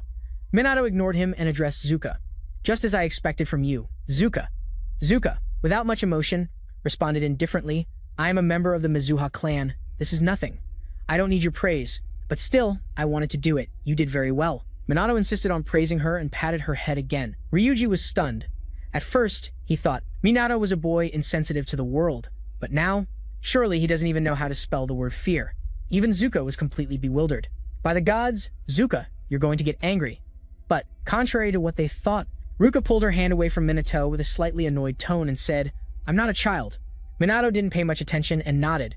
"You're right." Ruka and Ryuji, seeing this, sighed with relief. Luckily, Ruka didn't get angry. Ruka thought, "It's the first time someone has patted my head like this. Not even my father has." While everyone was happy, a sharp voice was heard. "So you are? I've shaken the entire police station to find you. Still not greeting me properly?" Seeing who had arrived, Sugo ran over to explain, "I was informed that you weren't coming." "It should be so." But before he could finish saying the name, Kia interrupted, dissatisfied. "So, do you want to come now or not?" Sugo was really very annoyed by that name, but had no choice but to give in. "Then, allow me to introduce. This is Mr. Su, a noble magician from the Fuyuka family." Everyone looked at him, only to see a young man with a mischievous face and green hair standing there. On his face was clearly written traitor, definitely not a good person. The person who prevented the disaster at the academy. Based on his achievements, he was assigned as the captain of the Su unit. Upon hearing this, Su narrowed his eyes and looked at Minato. "That's why I had to gather information about you and send it to them." "Sorry," Minato asked suspiciously about the family. "Fuyuka, They ignored the disaster at the school, right? Sugo nodded slightly and replied that this family prioritizes maintaining their power, more than following government orders. While the two whispered, Su suddenly spoke contemptuously. I've heard this is the most important magic unit in Japan, and I only see a group of kids who haven't even graduated, meddling in adult affairs. Sugo sighed resignedly, pointing to Minato. This is Kusanagi Minato, he introduced. He was the one who prevented a disaster at the academy. Based on his achievements, he was appointed as captain of the Su unit. Upon hearing this, Sugo narrowed his eyes and looked at Minato. After observing him for a moment, he showed a disdainful smile. Prevent a disaster? Ha! A mere commoner, not even a noble magician. After finishing speaking, Su kicked Minato's leg hard, and he growled annoyed. How dare trash like you not bow to me? Don't act smart, you're just garbage. This action enraged the three Rukas, who began to confront Su. However, Su smiled disdainfully. Commoners are too sensitive, aren't they? Aren't these two the Mizuha sisters? Well, it seems you aren't so useless. Go away, said the two Yuka sisters, looking at Su with clear disdain. But Su's shamelessness surpassed even the cement pavement. He smiled mockingly and then arrogantly declared, Very well. I've decided that I will be the captain of this unit. Upon hearing this, Sugo replied, But the captain position has already been assigned to Kusanagi by the superiors. Su didn't want to listen and coldly proposed, Then let's fight to decide. Whoever wins, the one responsible for the next disaster will be the captain. Sugo was even more disgusted and wanted to stop him, but the mischievous young man, Su, along with two lackeys, arrogantly left, laughing and saying, So be it. Sugo really felt guilty toward Minato. In a low voice, he said, Sorry, I can't do anything for him. Minato paid no attention to that young man and said indifferently, It doesn't matter, even if you try to talk, it will be useless. We just need to win. The three Rukas were firm about this. They would not allow that mischievous Kia to be captain, and then they left the room annoyed. Minato looked at their backs and couldn't help but think, These kids are more enthusiastic than me, aren't they? A while later, at the police headquarters training field, Minato called everyone, but he didn't know where to start, because the magic of the police officers was approximately 10,000. He would probably have to follow his original plan. Speaking of magic, he had already thought about it. Minato spoke determinedly, First, I want to inform you of something. It's about the importance of magic. Magic is a form of energy used to cast spells, but it also has many other applications. Then he called Ryuji to come closer. Ryuji was a little confused, but slowly approached. Minato asked him, Give me your strongest hit. Ryuji was increasingly bewildered, but after Minato's insistence, he agreed and clenched his fist, shouting loudly, If it hurts, don't cry, Minato said as he threw the punch at him. But before the blow could hit Minato, it was stopped by an invisible barrier. Minato spoke slowly. This is the power of a magical shield. With a large amount of magic, anyone can easily activate it. If everyone's magical energy is even greater than that, then they could even activate it unconsciously. Minato said, Nona, that's automatic magic. Ryuji, aggressive, bit his lip. He wanted to break the shield but couldn't and finally gave up. Seeing that, Minato spoke again. That's why I say increasing your own magical energy is the most important and basic goal for magicians. Remember this well. Immediately after, he called each person to teach them how to feel magical energy, like Ruka's reaction. After learning this skill, all the officers were very surprised. After finishing, Minato gave them a practical combat session. That's how the day passed. After training, Minato returned home, still worried about the equipment. To train magic, you also can't do without equipment. If possible, he wanted to borrow some equipment that could resist magical beasts. But seeing Sugo's reaction, he already understood it wouldn't be easy to get it right away. Thinking about this, Minato sighed. In this era, it seems there are no expert craftsmen anymore. There's also no artificial intelligence, so he would have to do it himself. He had never tried before, but it surely wouldn't be difficult. Then he started looking for something useful in the house. Finally, Minato found a ring. It seemed quite cheap, but it looked like new, so it must be something important. He could use it temporarily, but it wasn't enough. He had to look for more elsewhere. Just then, the phone on the bed rang, surprising Minato. It was Ruka calling. It was unusual for her to call first. Minato answered immediately, and Ruka's voice came from the other side. It's me. Surprised, Minato asked what was going on, but there was a long silence before she spoke. You are the only suitable person for the captain position of our team. Minato couldn't help but laugh and joked. Are you encouraging me? Ruka replied without hesitation. Exactly. Minato laughed out loud. Looks like you're sentimental too. But if that's the case, then better ask her. Thinking that, Minato asked, If you're not busy tomorrow, could you go by? Can I get some things with you, Ruka? He said, frowning with doubt. Going shopping? Minato quickly explained, There are some things I don't know where to buy.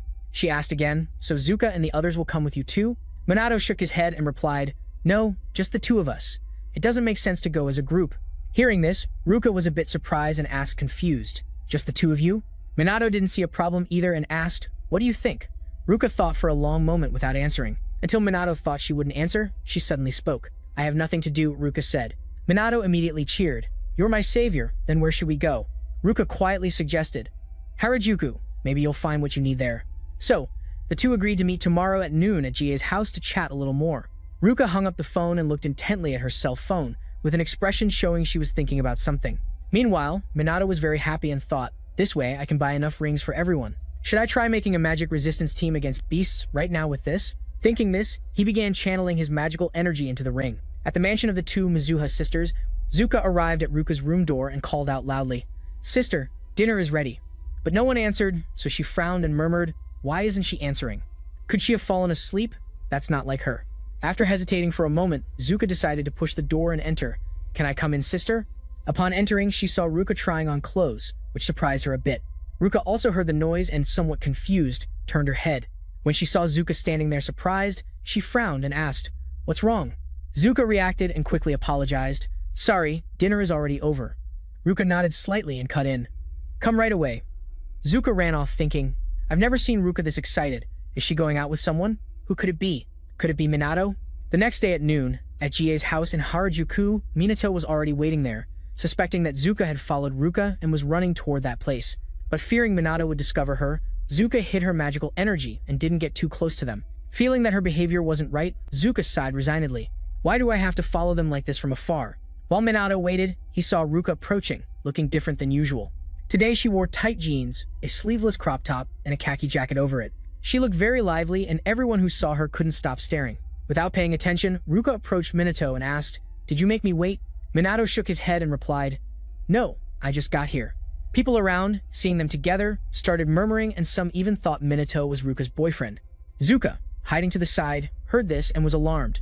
Is my sister dating Minato? How is that possible? Minato, unaware that Zuka was following them, quickly headed with Ruka to Harajuku. While walking, Ruka asked, What do you want to find?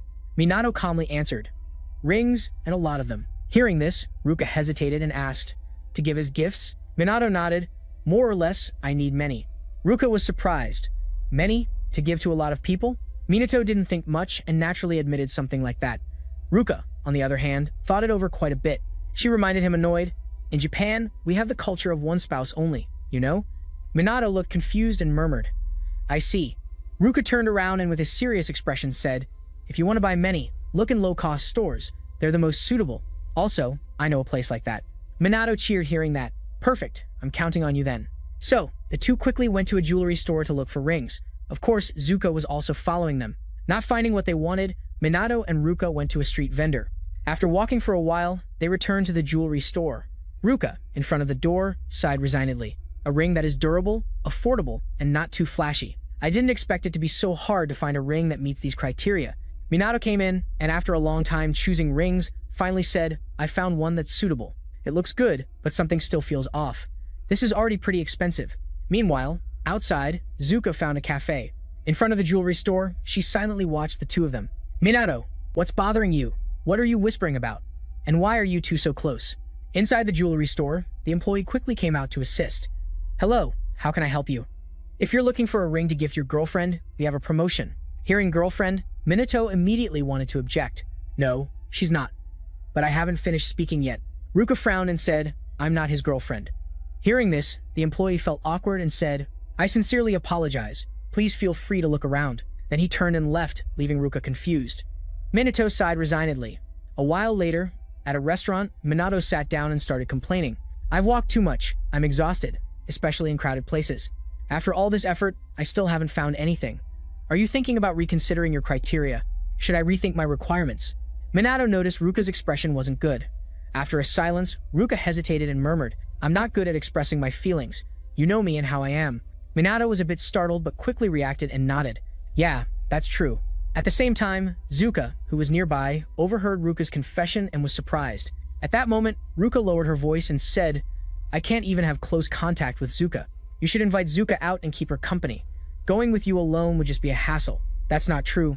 It's not like you say, Minato said, shaking his head. You already researched jewelry stores before, right? You also thought a lot about the items, Ruka said, looking thoughtful and insecure in her eyes. Minato continued, even though I'm accompanying you to shop, you seem very serious, like you're buying for yourself. I mean, you've helped me a lot. Ruka stared at him and immediately blushed. She lowered her head, playing with a strand of hair by her ear, and whispered, "Oh, really?" Hearing their conversation, Zuka couldn't help but leave. She had never seen that expression on Ruka before. She thought, "What am I doing here? Better go back home." So then Zuka turned around and went home. Minato decided to keep looking a bit more. Finally, he found what he was looking for and exclaimed excitedly, "I finally found it." Ruka, who was beside him, asked doubtfully, "Are you going to buy 5? Minato calmly replied, "1 for each person." Ruka looked at him with more suspicion. After a while, she said quietly, "They'll definitely like your gift, because you chose it very carefully." Minato looked at her and answered naturally, "This is gear for our entire unit, so they'll surely be happy." Ruka was surprised and then nodded. "Ah, I get it now. That's it." Minato didn't pay attention to what she thought and, recalling the day, said gratefully, "Without you today, I don't know what I would have done. Thank you." Ruka declined the thanks. "No need. Knowing I could help you is enough." But Minato hurriedly insisted, "I should repay you somehow, right?" Ruka pursed her lips. "No need." Just as she finished, Minato suddenly pulled out a ring. This surprised Ruka, but Minato, unaware, said hurriedly, "Give me your hand." Ruka, even more confused, murmured, "What are you doing? Just show it to me." Minato lost patience and took her hand to put the ring on. He placed it on her ring finger and winked, saying, "This is the first gear I made. Take good care of it." Ruka, thinking about the meaning, immediately blushed and avoided Minato's gaze. Then she hurriedly left and said, "I'll cherish it. See you later." Minato was confused and wanted to call her back, but couldn't. He kept trying to explain how to use the ring, but decided to save it for next time. Meanwhile, Ruka ran quickly and got quite far away from Minato. Then she stopped for a moment and stared intently at the ring on her ring finger. Suddenly, she thought of something and hugged it tightly. The next day, at the police headquarters training field, Minato gathered everyone and said clearly, "Now I'm going to hand out the gear. Each of you must choose one for yourself." Then he distributed the rings so everyone could hold them in their hands. Everyone was amazed. Karin murmured nervously, "There's a magical reaction here. Is this the anti-beast magic gear?" Minato nodded slightly and replied, "That's right. This is anti-beast magic gear enchanted with wind magic. If everyone uses it along with their own magic, it can boost it to level 1 wind magic." Sugo, hearing this, was even more surprised and asked, "Where did you get these things?" Minato answered casually, "I made them myself." Sugo went from one shock to another. Only highly skilled craftsmen can create anti-beast magic gear. And now there's no one left who can do it, but this guy managed to make a large quantity. Thinking about it, he couldn't help but feel admiration. They never ceased to amaze me. No wonder about his skill, as Minato kept handing out rings to everyone. But when it was Zuka's turn, he quickly passed, which surprised Zuka. However, she soon noticed a ring on Zuka's ring finger. Zuka was surprised and pointed out, "I've never worn that ring before. Could it be a gift from yesterday's date? Or did something happen after I came back? What could have happened?" Minato didn't understand her thoughts. After distributing the gear, he said, "What we're missing now is just transportation. We can't rely on cars because they aren't fast enough." Sugo agreed as well. They always arrive later than usual. Then Minato used magic to lift himself into the air. Calmly, he explained, "With this gear, anyone can use the wind balance spell. This can minimize travel time, but remember one thing. It's a simple spell. The magic cost to use it is very low, so don't use it to attack." Then he asked them to try it out. Everyone tried quickly, but couldn't maintain balance on it. Minato calmly reminded them, "Balance requires both flying and maintaining it. You can imagine you're jumping forward." Then he glanced at Juka, who managed to do it, and immediately praised her. "Well done, Juka." Because of Minato's praise, Juka felt very proud. "I've been practicing controlling my magic for a long time. This is a piece of cake." Only she suddenly met Minato's attentive gaze and was surprised. Zuka quickly turned her head, feeling guilty for having followed them.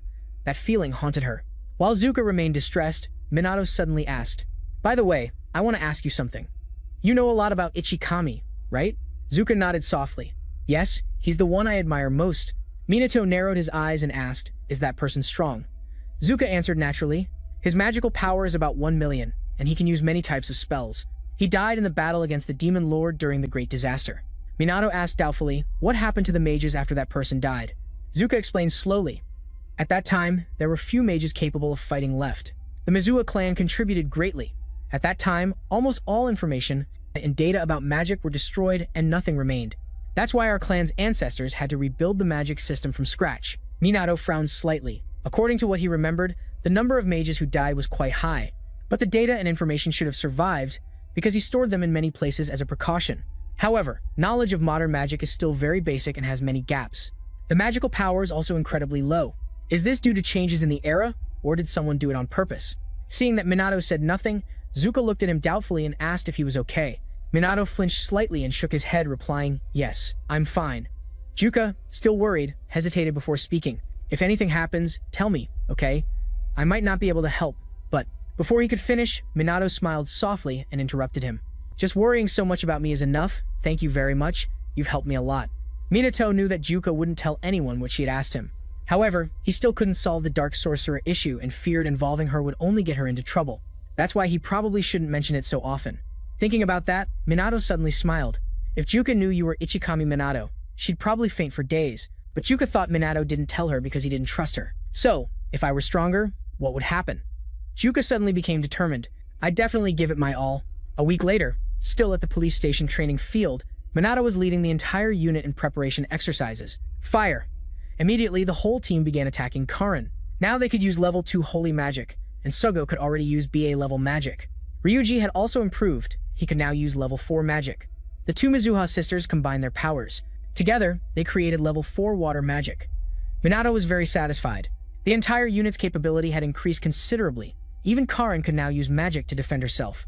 Before, she didn't even know how to use it, but what surprised Minato the most were Ruka and Ruka. Their mutual support ability was excellent, especially since they were blood sisters.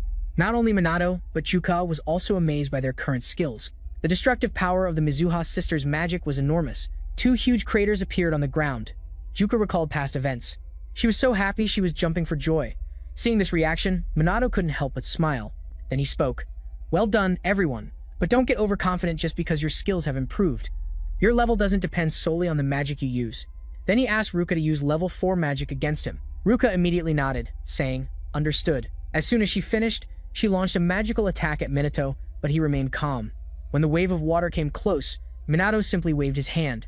A level 1 magic appeared and pierced through Ruka's wave. It directly destroyed the fiercely advancing wave, leaving Cho and Sugo surprised. "Can level 1 magic cancel out level 4 magic?" Minato explained slowly. "The level only helps increase the amount of mana you can use. But that doesn't mean higher level magic is always stronger. Even with level 1 magic, if you invest the maximum amount of mana, you can overpower level 4 magic. Of course, it also depends on the type of magic your opponent uses. Water is weak against earth," Minato said. "Don't limit yourselves by your level. If you understand the nature of mana and master the spells, everyone can become stronger." Hearing this, everyone became much more aggressive, as if they already saw the possibility of surpassing the noble sorcerers. Minato narrowed his eyes and continued speaking. "Don't forget, you always have comrades by your side. If we cooperate, we'll be stronger than ever." As soon as he finished speaking, everyone responded in unison. "Absolutely." At that moment, an annoying voice suddenly sounded. Well, poor commoners. You must have suffered a lot, huh?" It was Su, with 2 lackeys. Sugo frowned and asked, "Why are you here, Su?" Su shrugged and said disdainfully, "The disaster hasn't arrived yet. I'm already bored of waiting." Sugo, hesitating, asked, "If you're not training, why don't you help us take down some monsters?" Su shook his head and laughed. "No, that's the police's job, isn't it?" Those words made Cho, Ruka, and the others furious. They almost wanted to attack him, but Su ignored them and complained, looking up at the sky. If only the disaster would come already. "That guy really has a dark mouth. He says something and it just happens." Ruka shouted hurriedly, "Look at the sky." The sky that was once light blue is now covered in a blood-red color. His excitement grew and he shouted, "It's here. The disaster has arrived." Then he swept his gaze over Sugo's group, challenging them. "Don't forget, the team that defeats the boss first will be the new captain of the unit. Now the game begins, you insignificant ones." Jika, increasingly annoyed, shouted, "How could we possibly lose to someone like you?" Su showed a mocking smile and said, "Say whatever you want. We'll meet again later, Team 7. Then he used magic to escape. Jika looked at his back irritably. "This isn't fair." Minato, on the other hand, paid little attention and calmly said, "We should get to work too. Don't forget these are wireless earpieces. This is our unit's first real battle. Everyone must be on high alert, understood?" Everyone responded in unison. Then he quickly used level 1 magic to fly. At the same time, on the streets, a civilian's car was driving when suddenly Su cut off a black car and sped away. He laughed arrogantly, saying, "Too slow, way too slow. I've already yawned over 100 times."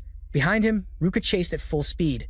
Seeing the speed of the 3 Sukiya, he couldn't help but admire. "They're too fast, like rolling balls." "Kia, what speed?" Minato sighed seeing his reaction. Even if they're bad, the enemies also master wind magic. It's understandable that Zuka's group struggles to catch them. Only you could easily defeat them. But then, what's the point of this unit? As long as civilians aren't harmed, there's no need to pressure them so much. However, at that moment, Sue, at the front, shouted contemptuously. They looked down on the unit's mages like we're clowns. Kia said, "Who can catch us? Do they really have to try so hard? What rookies? What did that useless guy say?" Juka couldn't hear clearly, but she was sure a guy like him wasn't trustworthy. Shortly after, Sue's group finally arrived at the place. Sue shouted angrily, "The disaster has finally arrived. It's here. Kick those heartless beasts." No sooner had he spoken, two subordinates immediately summoned magic to attack. Even he used his powerful magic to quickly attack the advancing beasts. The beasts chased the civilians, who fled terrified, crying for help. But Sue, indifferent, ordered his subordinates, keep shooting non-stop, destroy them. With his order, the two subordinates attacked again, causing two civilians fleeing from the beasts to be hit by their magic. They were just ordinary people, but with that magic, they would undoubtedly die. In this critical situation, a ray of golden magic appeared. It was Minato, who created a protective barrier for the two civilians. Then, he coldly looked at the fat Kia and asked sternly, "What are you doing, pig?" Minato's energy was felt, causing the three miserable Sujun to freeze. Sue began to sweat coldly. What's happening? He couldn't move. Taking advantage of the opportunity, Zuka's group ran to check on the two civilians, and after confirming they were okay, Zuka looked at Sue's group and scolded them. "What do you think you're doing? Don't involve innocent civilians in this." Sue was silent for a moment. Finally, he moved. What could Minato have done? Hiding his doubts, he growled coldly. "It's their fault. Running around and affecting noble mages like me. They deserve this." These words made Zuka even more upset, but Sue paid no attention. On the contrary, he shouted arrogantly, "I'll go face the boss, you chicks can keep licking the plebeians' boots." Saying that, he quickly left with his people, pressed a button, and disappeared. Minato watched the backs of the three miserable Kia. Disabling Sue's magic was a piece of cake, but like this, it seemed like he was running away from this bet, right? But actually, this benefits him even more, doesn't it, Crab? Thinking that, Minato gave the order again. "I'll focus on evacuating the citizens. The others focus on eliminating the demon beasts." Suga was still a bit worried and spoke up. "But can I really face him alone, even if it's me?" "Even if it's me, the rescue and evacuation operation could face many unforeseen situations."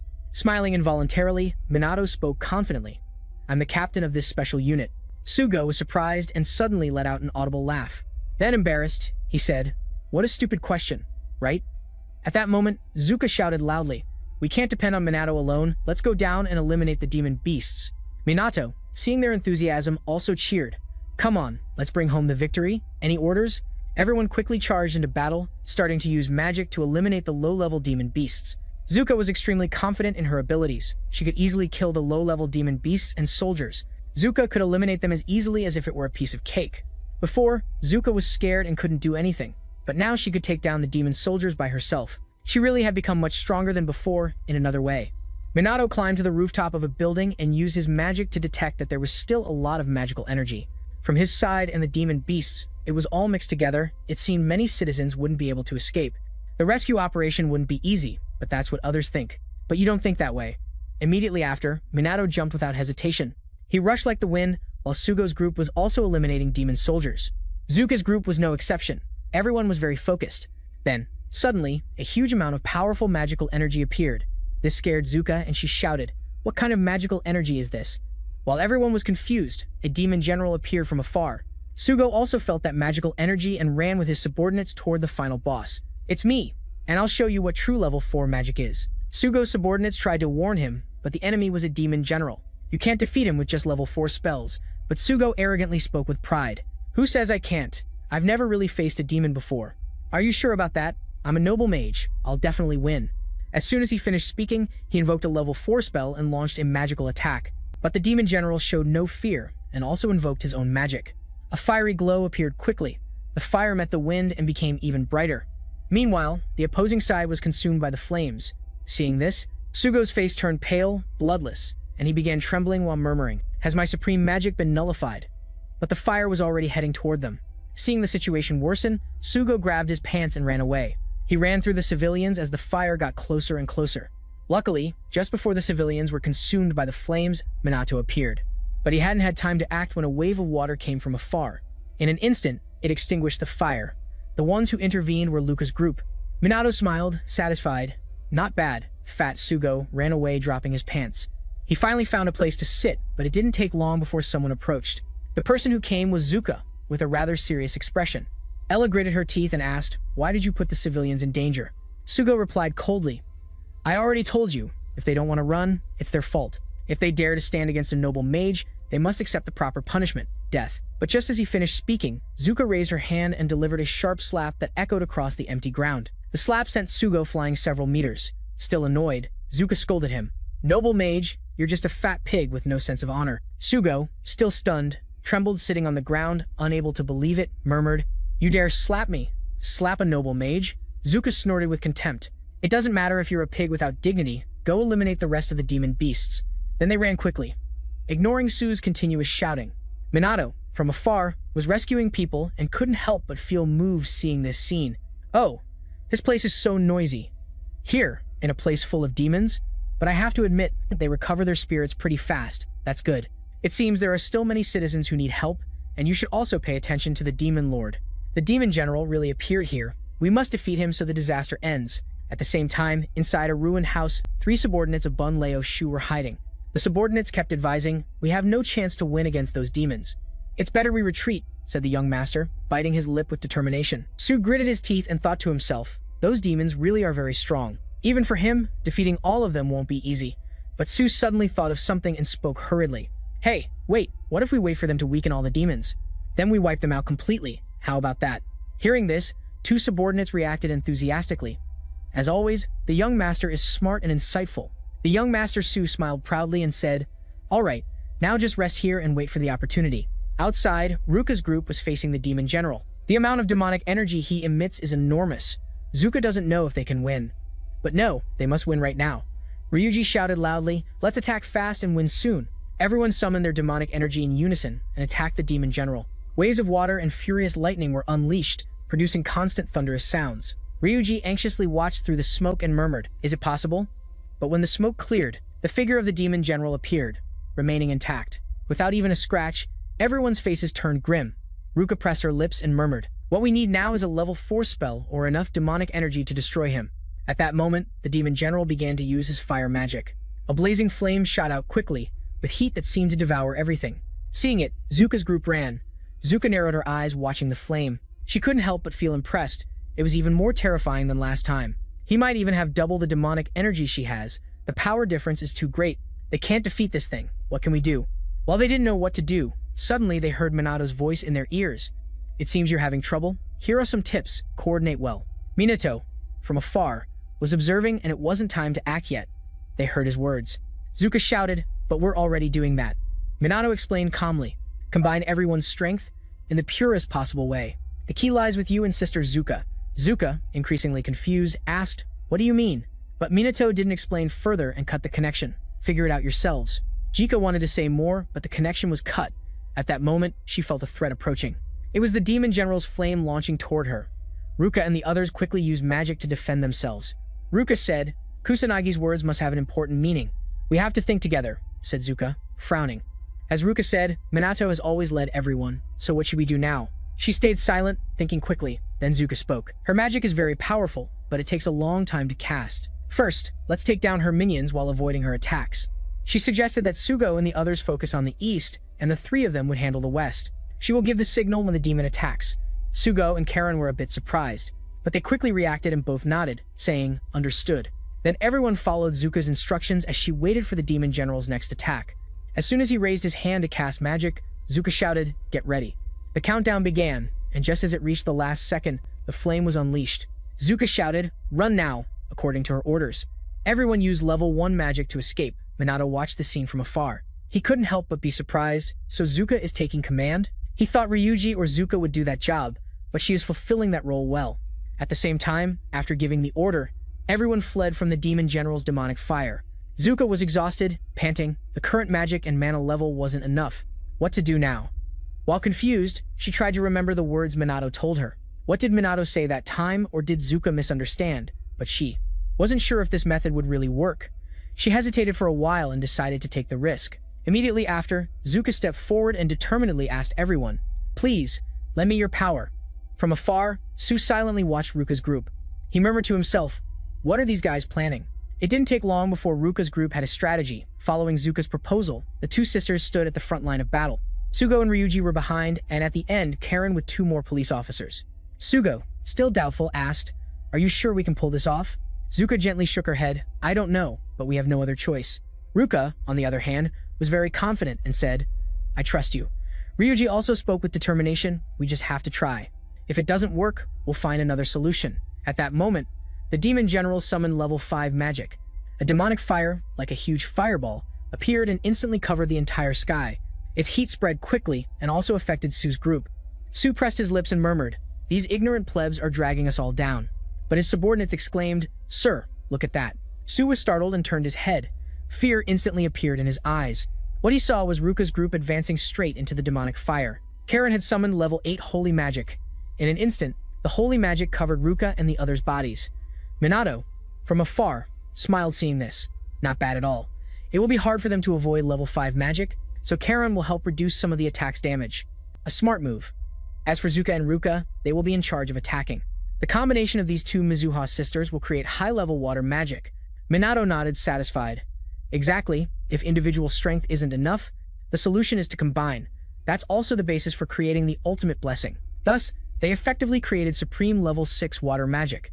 Mermaid's tears. In an instant, a mermaid formed from waves of water appeared. Seeing this, Sugo couldn't help but exclaim, Wow, who would have thought these two sisters could also use level 6 magic? In an instant, the demon general's fire was extinguished and he could no longer move. Seeing this, Su excitedly shouted, It's time for a spectacular counterattack. But before he could do anything, vines appeared out of nowhere and trapped him. The strength in his body was drained. Su fell weakly to the ground, unable to move. The one who acted was Minato. How could I escape her eyes? Of course, I had to stop her. Meanwhile, Ruka's group didn't know that someone had almost snatched victory from them. Sugo looked at the motionless demon general and quickly said, He's defeated.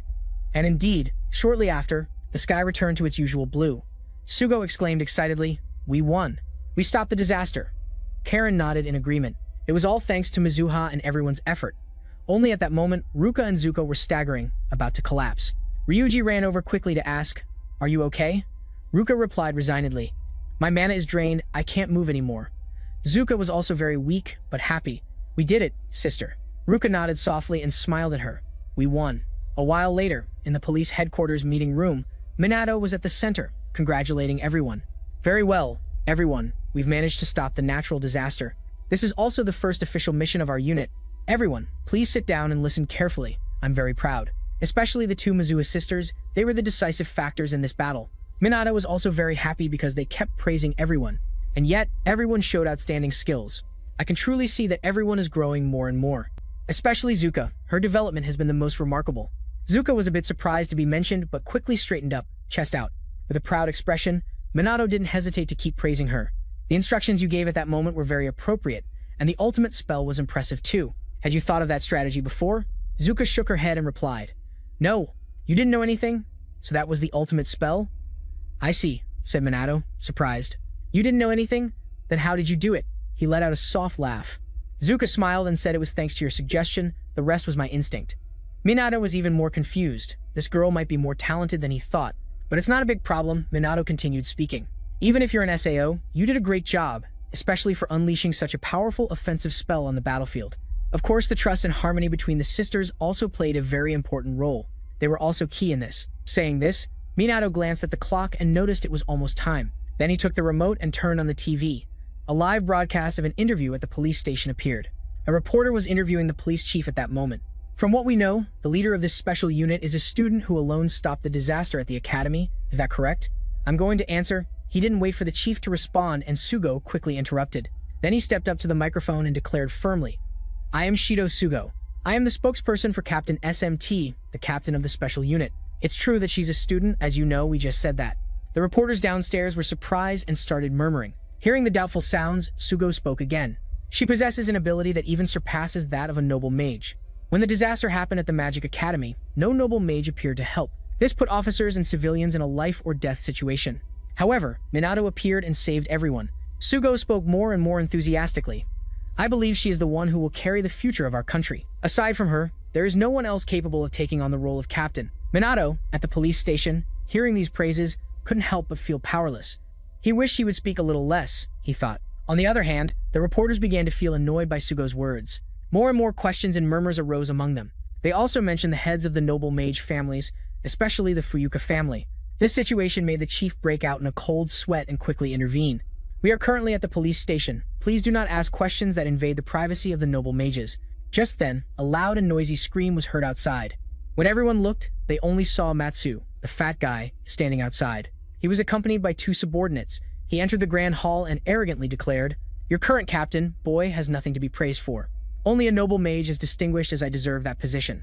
Enough talk, Matsu continued angrily and asked, "How dare you hold a press conference without informing me? That's total disrespect." Sugo looked furious and asked, "Why have you come here? If you lost the bet, why are you still here?" But Matsu vehemently denied it. He doesn't remember anything. Sugo was really angry. Sugo stared at the man with narrowed eyes, dissatisfied, and asked, "Why have you come here? You already lost the bet, but that shameless guy like Su keeps denying everything. He doesn't remember anything." Sugo was really very angry. However, Su paid no attention and spoke like the noble and distinguished mage he was. "This is absolute. You people must only follow my words." Just then, a journalist stood up and said, "I would like to ask a question, please." Su glanced sideways at the journalist, smiled, and said, "Beautiful lady, you have a question for me." "The new captain? All right, let's hear it." The journalist's tone became serious. "We have received information that not only did you fail to rescue the trapped citizens, but you even put them in danger during that process. Is that true?" Hearing this, Su was startled, trembled, shook his head, and denied it. "What kind of question is that? That's impossible." But another journalist showed a video as evidence. "We have also received similar information. There are even videos and photos." Immediately, several journalists below began questioning Su, criticizing and condemning him. The more Su listened, the more upset he became. His face paled and then turned white. He shouted irritably, "Shut up, all of you. It's their fault. Because they obstructed me. Idiots, ignorant fools. Keep your mouths shut." At that moment, Sugo could no longer hold back and spoke firmly. "Everyone here has surely seen. The era of noble mages has completely fallen into the hands of people like these. What we need now are heroes willing to protect everyone. People who fight regardless of themselves, like the current captain of the Special Mage Squad." Saying this, Sugo pointed at Su's group and criticized them. "We don't need noble mages who don't even think about the safety of the citizens." The accusations from the journalists and Sugo grew stronger, and the police leaders were left speechless. But Su was very angry and quickly stood up to leave, not forgetting to shout a warning, "You will pay for daring to do this to me. You're finished." Minato, in the meeting room, saw this scene and couldn't help but sigh. Sugo is as tense as a bow this time. Just then, Zuka suddenly exclaimed, "Look at this! A video of the natural disaster is circulating all over the network, and the actions of those guys like Su during the battle have made the noble mages receive most of the public criticism, especially the Fuyuka family." Minato was surprised. The internet is really scary. Everything can spread quickly everywhere. While Minato was still thinking, Zuka shouted, startling him. "What's wrong, Zuka?" Minato asked, while Zuka pointed at the screen and murmured doubtfully, "We were also recorded by cameras. In the video, Minato's group is clearly visible, and everyone's faces are very clear." Minato, helpless, put his hands on his head and said, "Goodbye to a peaceful life. Didn't you pay attention to me? As if it wasn't enough that you're so outstanding."